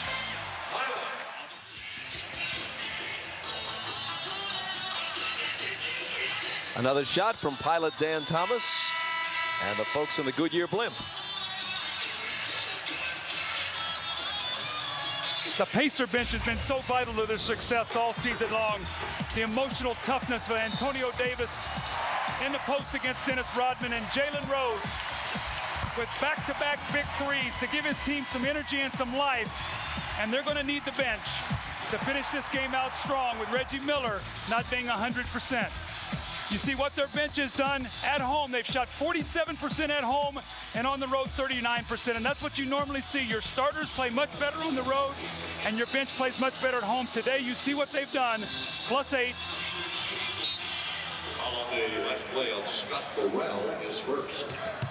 You know, Rik Smits playing as well as he's playing. I know Larry Bird doesn't like to play the three big guys together, but I think he should try to play Rik Smits because Mullen is struggling and play Davis, McKey, and Smits together.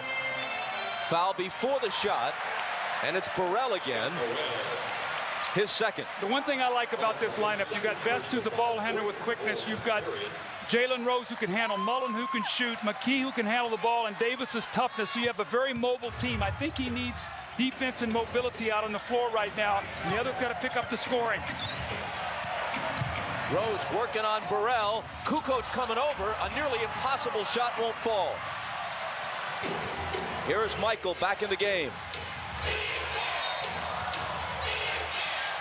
And an immediate whistle at the other end. Michael got a pretty good rest out of this. Well, he got 2.5 minutes, and they only lost 2 points because Kerr and Kukoc both hit big three-point shots.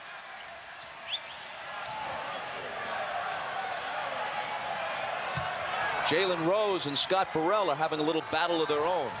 But Jalen Rose will compete. That's why I love him as a basketball player. You see him defending Jordan. He's not backing away. He respects him, but he's going to compete against him. You're not going to get anything free on Jalen Rose.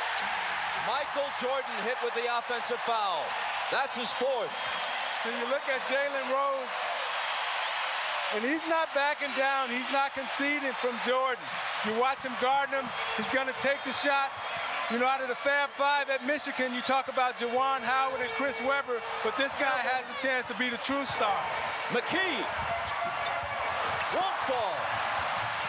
Burrell has it. Got to go strong and finish that shot. No flippers now. Either get to the line or finish.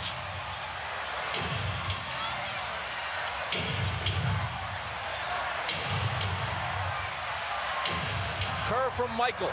Into the lane he goes. Hold on. He was fouled as he made his move. Now that's 4 on Mullen. I think the question is, have we seen the last of Reggie Miller today? Because Isaiah, well, here he comes off the bench right now, because I was getting ready to say, the longer he sits there, the tougher it's going to be for him to get warmed up again with that ankle. Yeah, at the half, we talked about it, and we said, let's watch and see if that ankle gets tight. Now, when you have an ankle injury like that, you have to keep pushing and you have to keep running because your foot acts as a pump and it pumps the blood up out of your foot and it lessens the swelling.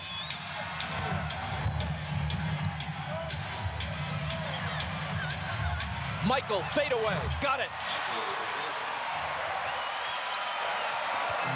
Just a blink of the eye between the time he caught it, made the move, and released it. His ability to fade back and create distance. His shot is almost impossible to block unless you come from behind. Pacers trail by 8. Davis spins on Rodman. Out of bounds to the Pacers, no foul. See, they have no post play right now, Doug. Although Antonio Davis is good in the post, he's being guarded by Dennis Rodman. You can't go to McKey on Kukoc because the size is the same. So you're missing Rik Smits inside to give you that strength, and he's playing really well right now. And when you look at Chicago out there, they have no big people. I think what would happen is if he would come back in with Rik Smits, I think you would Phil Jackson immediately counter with Luc Longley. Well, let's see if he does, because here comes Smits. No luck on the shot for Indiana. Pippen just back in. Knocked away from Michael by Best. And into the hands of Rose.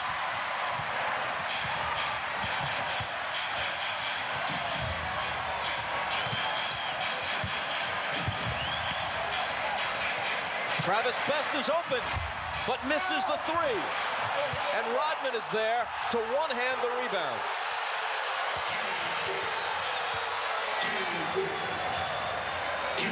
Fourteen rebounds for Dennis.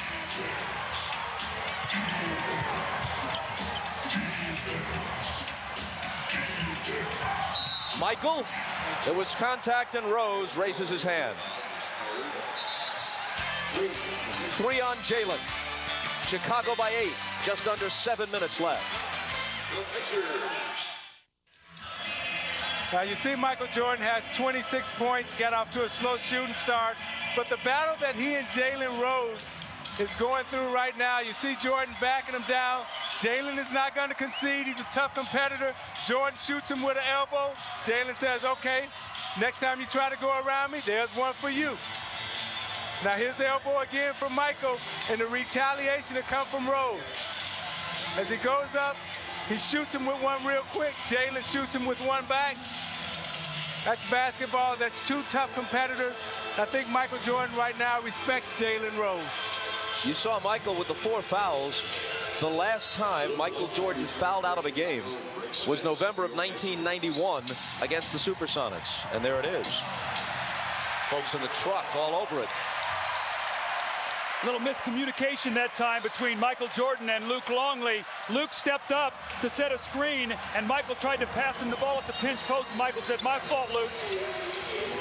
Now, I think this is a good matchup for the Pacers because Rik Smits comes back on the floor, who's a better offensive player, playing against Longley.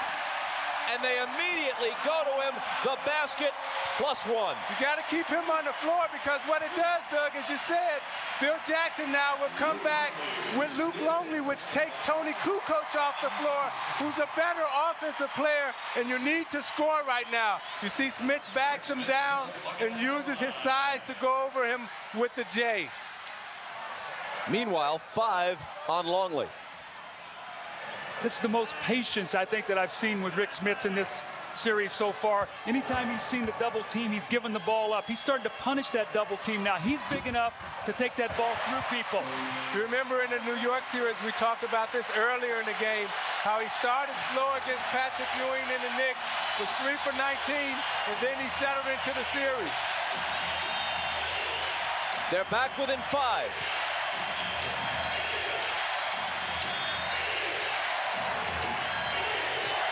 McKey on Jordan. Jumper over it. Spins out. Reggie Miller has it. Pacers looking to make a move. Best pulls up and hits.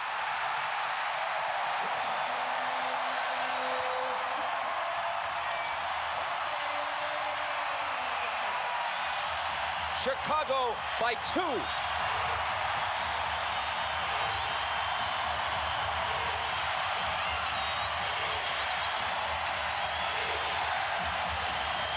Pippen, no. Chased down by Harper.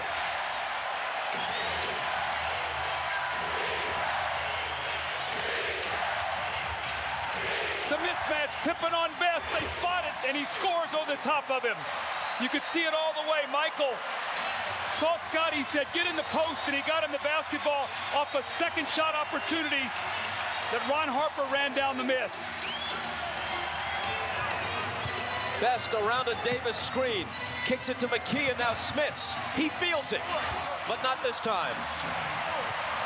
Not many guys 7'4" have a touch so soft and confidence in a jumper from that kind of range. Bob, I think what would be important to watch right here to see if in these last 5 minutes can Scottie Pippen and Michael Jordan sustain their energy. Because they played a lot of minutes. You see that turnover right there may be a sign of fatigue. Jordan lost it. There was a little bit of contact. The officials let it go.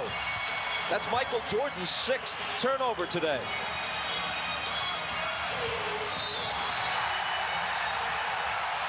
And a foul off the ball, and if it's on Longley, he's finished. And Phil Jackson is screaming at Luc Longley, and he said, Luc, how could you do that? How could you be so dumb? How could you get baited into that? Now you watch this. He's battling Smits. He's battling Smits. He's so conscious of Reggie Miller. He gives him a shove. Running on there. Back official catches it. And Phil Jackson responds and said, Luc, what are you thinking about? Nothing to say to Longley now, but good day, mate. Well, now Phil Jackson's got to make a decision. If I come back in with Kukoc, I've got a smaller, more offensive-minded team. Bill Winnington has struggled trying to play him. So who is Phil Jackson going to go to? I think you might see Dennis Rodman on him now down the stretch of this game, the last 4:45, as Kukoc comes back into the game. Then what we'll see is a replay of Game 3 where Antonio Davis totally dominated Tony Kukoc inside. And it'll be interesting to see if Travis Best can read the mismatches. Does he decide to exploit Smits or Davis? That was the 15th foul, so the Pacers are shooting. The Pacers have only committed 3. Remember how critical fouls were. The Bulls missed 4 of 8 free throws in that furious finish the other day.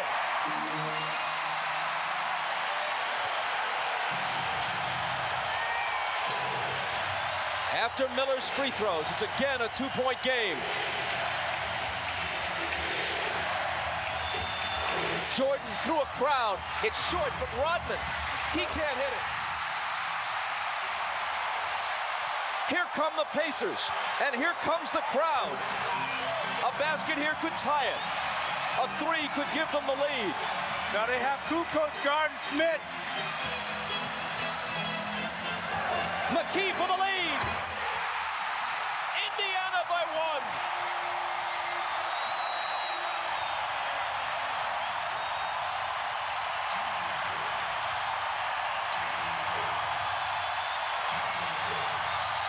Pippen, there's a whistle. No one could hear it. The crowd is so loud. Phil Jackson wanted a timeout. Scottie took the ball down the floor and didn't see it and used some clock, so they only have 15 seconds as they come out of this timeout. Indiana's on an 11-2 run. There's the last piece of it. McKey's 3, which gives them the lead. You're watching the NBA on NBC. Keep your eye on Derrick McKey right here. Watch the blow that he's going to take to his head from his teammate. He rolls over. This is right before he comes down and hits a three-point shot. Where am I? Then he almost gets run over by a pack of Bulls. He comes to the other end, and he said, you know what? I can still make the open shot, though, and he buries the 3 to give the Pacers the 1-point lead. Indiana has hit 9 of 16 three-point attempts in this game. They once trailed by 12. They lead now by 1. Jordan. McKey wants to make him make jump shots. Keep him in front of him. Don't let him get to the rim. He doesn't make that jump shot. Rebound, Antonio Davis. Keep the pace of the game up. This is how you're going to win the game if you're Indiana. Keep the pressure on them.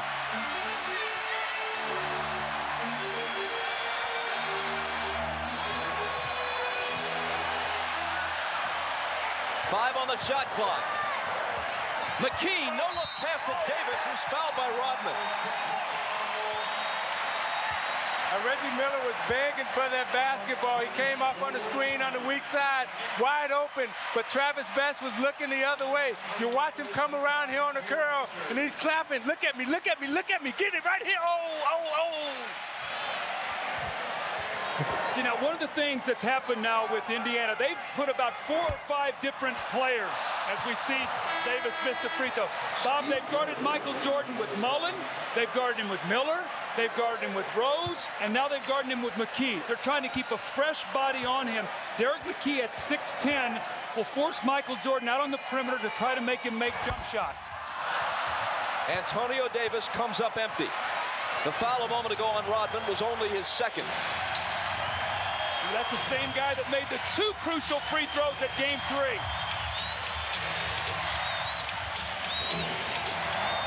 Scottie Pippen just Jordan. Hold on, a foul. Pippen just gave Reggie Miller an elbow right to the head. He was trying to post him up. Miller stuck his head in there, and Scottie Pippen shot him right with the elbow on top of it. You watch Pippen posting up here, and Miller stick his head in, bam. Oh, my. As he rubs it. Foul on McKey, his second. The Pacers are 1 foul away from being in the penalty. The Bulls are already there with 3:01 on the clock. Now Steve Kerr being back in the game. Pippen to Kukoc. Tony Kukoc has been huge at various times in this game. See, they have the best offensive scorers in the game, and Kukoc, Pippen, Jordan, and Kerr, because Chicago understands right now that they got to keep scoring. Now, they've come back with Steve Kerr to play best. He hurt them with screen roll and penetration in Game 3. They've got Harper out of the game because Kerr's a better shooter. I think you got to put it right back in Smits' hands against Kukoc. Best had a different idea. That's that screen roll play that hurt them that we showed at the top of the game in our Showtime feature. Kerr just does not have the quickness, but they need his shooting. The 10th Indiana three-pointer of Game 4. They lead it by 2. Pippen has it poked away. Out of bounds 2. Indiana.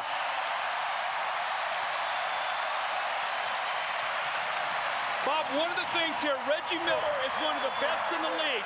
If he catches the ball off the screen and he knows you're in the penalty, he will throw his body in you. Let's see if he tries to do that to Michael Jordan. Again, they're going with Best down the stretch, as they did in Game 3 instead of Mark Jackson. It's Smits on the run. It spins out. Rebound, Rodman. 16th board of the game for Dennis Rodman. Jordan thought about a 3, gives it up to Kerr. Michael for Kukoc. It's Chicago in front again. Tony Davis twice. He's a big guy who's not used to playing guys that can shoot the ball out there. And he gave Kukoc 2 good looks, and he buried them both. Indiana asked for time. Kukoc has 18. He's hit 8 of 10 from the floor. It's the Bulls by a point with 1:35 left. Moments ago, Phil Jackson all over Hugh Evans, contending that Travis Best's foot was on the line, and the three-pointer should actually have been a 2-point basket. We'll get a look at it, and we'll show you Travis Best's foot right here on the line. And we can even get a better look. I think we'll be able to see it from a different angle here, but his foot right there, just his toe barely on the line, and we see it right there, and that should be a 2-point shot. You know, and if you're an official and you're watching that and you have to look at it real quick, you're looking at Travis Best with black shoes on, and you got the black line, it's kind of hard for you to take a quick look and decide which is which. Trailing by 1, the Pacers put it in play. They have Michael Jordan on Best to take away the penetration.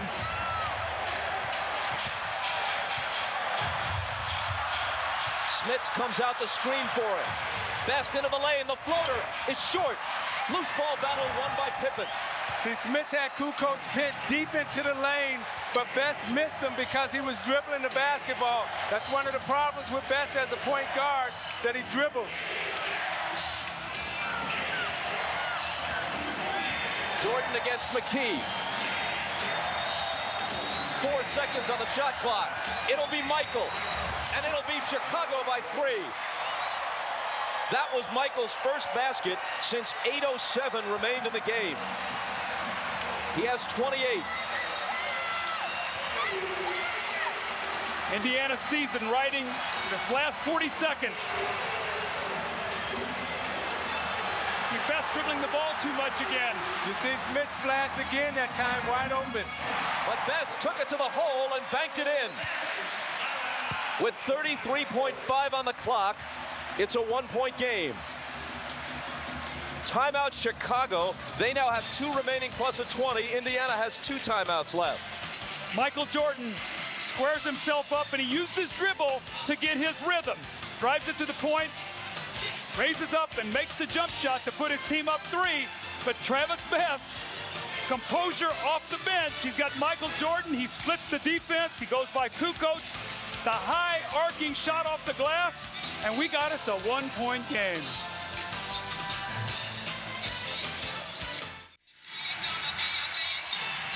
Another memorable Memorial Day game shaping up for these teams.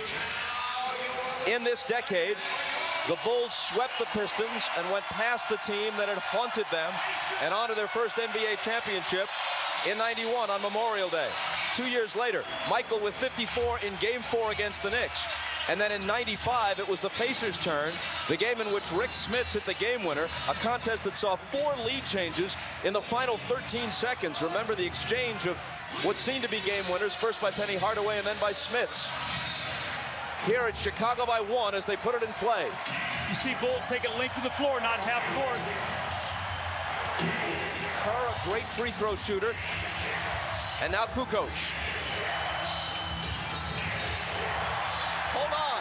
There's an offensive foul. An illegal screen is called.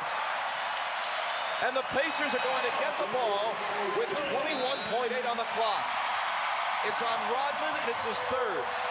And Rodman went to set the screen. He was trying to free Jordan. And he kind of leaned in a little bit. You see him here at the top of your screen. And watch the shoulder. Just a little slight shoulder. Kind of touchy at this point in the game, however. It was an offensive foul. And we'll be back after these messages and a word from your local station.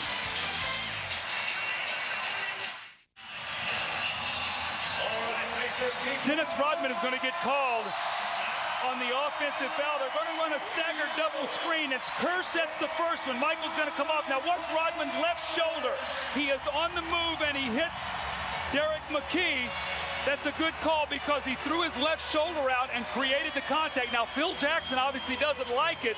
He feels like he's gotten 2 tough calls here, one on the 3-point shot, this one on the moving foul. Now, can Indiana take advantage?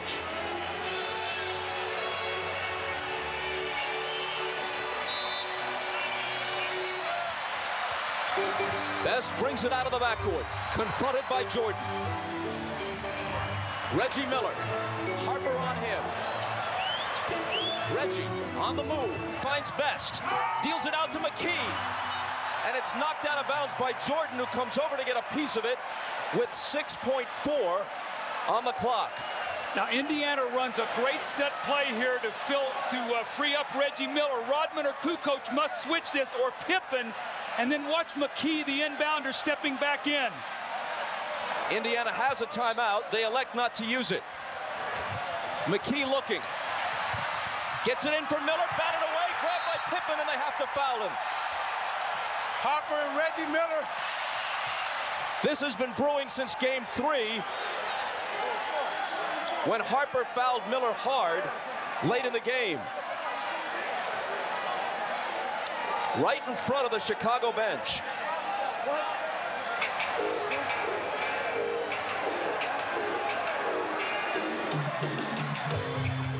Now Pippen's going to go to the line. What would be crucial here is if technicals are called. That would throw everything off. And that's what the officials are talking about. If Pippen goes to the line, even if he makes 2, Indiana, a great three-point shooting team, would still have an opportunity to tie. See what happened here is Reggie Miller gets called for the foul, and you see Harper pull Reggie Miller into the bench and then push him off, and Reggie Miller goes back at him. Man, you can't do that. You can't run the risk of a technical in this situation, no matter the provocation.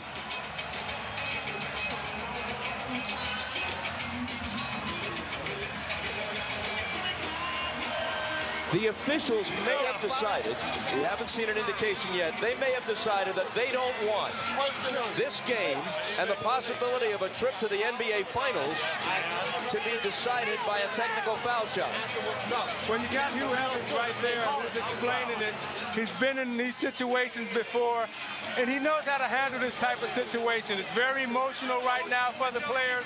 He's been there, so he's going to make the right call. He's going to settle everybody down, walk him to the free throw line, and the players will decide the game, not the officials, and that's the way it should be. Scottie Pippen has had a great game.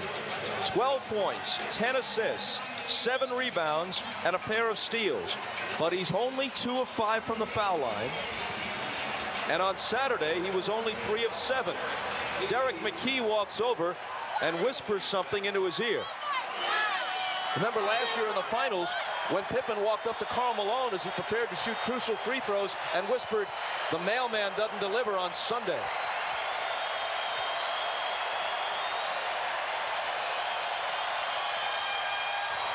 A miss. And see, I can tell you what's going through Scottie Pippen's mind as a player. You're sitting there concentrating, and it's not butterflies that's in your stomach. It's a big whale that's swimming around in there. Now, I'd put Antonio Davis on Rodman. Rodman too quick for Smits here. You don't want to give up a second shot. Missed them both. Loose ball, out of bounds. Who's got it? Jump ball. Now Hugh Evans says, wait a minute.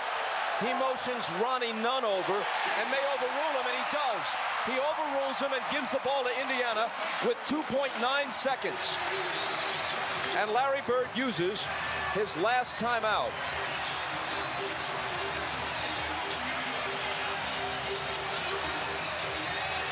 Michael Jordan is going to come over the top for this loose ball, and you're going to see his left hand looks like he knocks that ball out of bounds very close. Now, Ronnie Nunn did not have a good look at it. Hubert Evans on the other side saw it. Let's watch again. Watch Michael's hand here. That's definitely off Michael's hand. He and McKey were wrapped up there.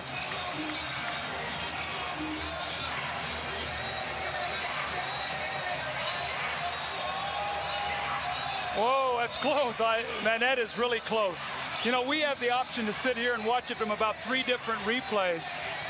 Now, Indiana's getting their 3rd chance here to try to win this game. See, I think you got to go back to Rik Smits, right into the hole. He's being guarded by Kukoc, and take your chances there. If Indiana scores here, this series might very well go the limit. If they don't score, you have to think it's very likely that the Pacers will be finished Wednesday night in Chicago, where the Bulls are 27-2 in the playoffs over the last 2 years. So these next 2.9 seconds may be worth several days for the Bulls in terms of rest. If they can end it now, they pick up important time to rest up for Utah. Let's go back to the scuffle in front of the Chicago bench.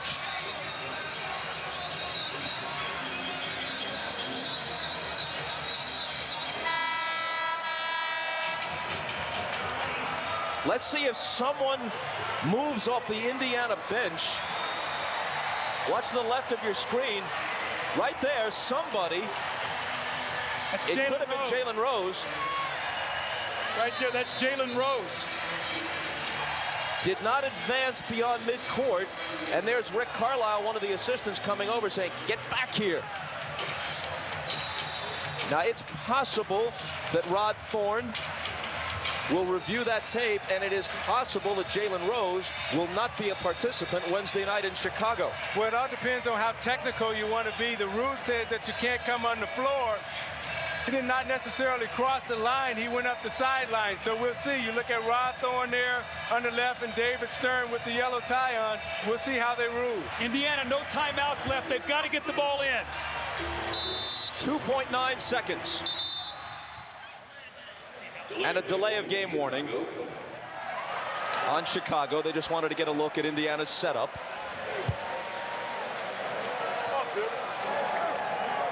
Kukoc is on Smits. Jordan is on Best. Harper's on Miller. McKey gets it in the middle for the win. It's 4/10 of a second.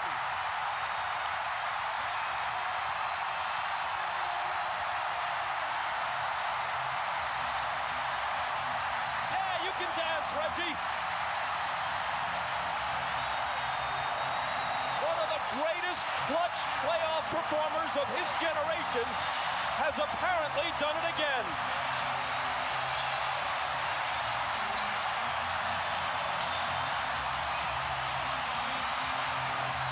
Reggie Miller, now watch him. He's going to come off one screen, gives Michael a bump, and he lets it go.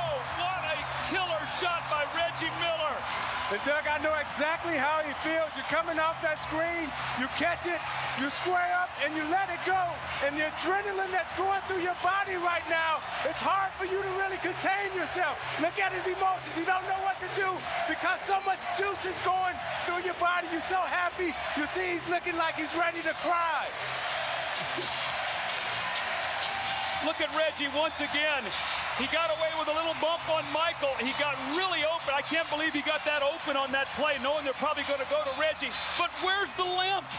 No. He forgot he's got a bad ankle. With too much adrenaline flowing through your body, that's what you say, I love this game. That's what it's really all about right there. And you look at Larry Bird, who's been there before, nothing to it. I've done that about 20 times in my career. Come on back over here, fellas. Yeah, but let me telestrate his stomach. Well, that's an almost unbelievably placid demeanor, considering the fact that Market Square Arena is a complete madhouse. Bob, they put 0.7 of a second. You can still get a catch and shoot. At 0.3, it can only be a lob to the basket.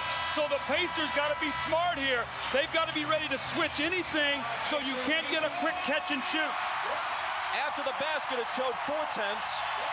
They restored 0.3 and put it at 0.7. The two big misses by Scottie Pippen at the free throw line set the stage. Had he made them both, the best the Pacers could have done was to tie on that 3. Now they lead by 2. Now they've got their biggest man, Rik Smits. He's got to get up all over Tony Kukoc because they do not have time to throw it back to him for the shot. Now, Michael Jordan likes to take it down into the post right here and seal his man and shoot the fadeaway J.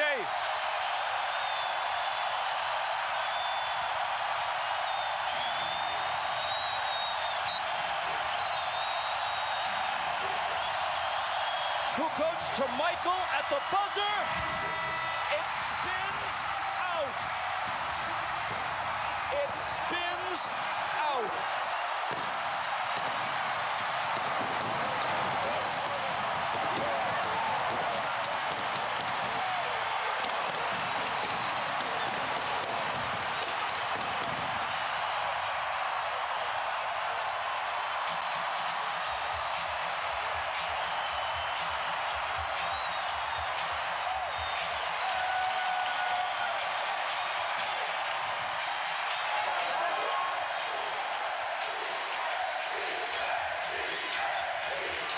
Now you look at Jordan as he comes off the screen, and the double pump off the glass just rims in and out. It goes right in the hole. That's the greatness of Michael Jordan, his concentration. Let's take another look at it. I thought Derrick McKey was going to block this shot from behind. Michael felt him, brought it down, and let it go. That would have won the game. And Michael Jordan so disappointed. He is so great, and he has done it so many times that everyone at Market Square held his or her breath as he let it go, and you cannot come much closer without making it.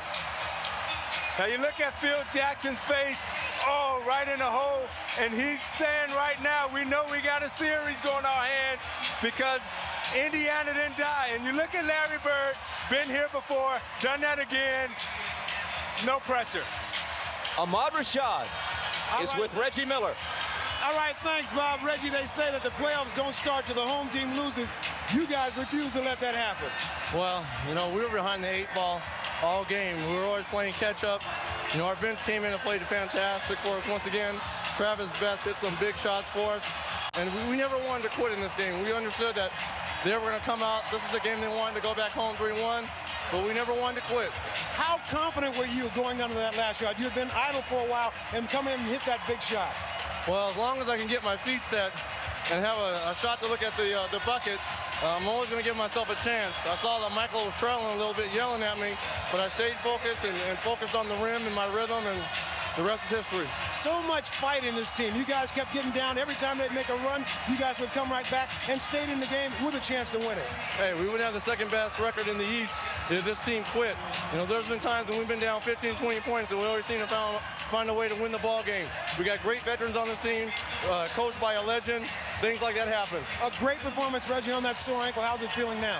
I'm done. I really shouldn't have been out here playing, but I really just wanted to play half the game and try to give the guys a lift, but Coach just left me out there. Why, I don't know, but I'm glad he did. I think the reason was that last shot, which you nailed, Reg. Thank you. All right, congratulations to you. We'll see you in Chicago. All right. All right. Back to you, Bob. Well, Ahmad, we know for sure that we'll play at least 6 in this series. We'll see you at 9 Eastern, 8 Central from Chicago on Wednesday for Game 5. We'll be back here on Friday at Market Square for Game 6, and quite possibly in Chicago again for a 7th and deciding game for a trip to the NBA Finals. Meanwhile, the Utah Jazz sit and wait and rest while these two battle it out. Tonight on NBC, it's Dateline. A decorated Air Force officer had a love affair that sent her career into a tailspin. Was she the victim of a double standard? That's tonight on NBC. Wow, what a game at Market Square Arena. Another Memorial Day classic for Isaiah Thomas, Doug Collins, and Ahmad Rashad. I'm Bob Costas, and you've been watching the NBA on NBC.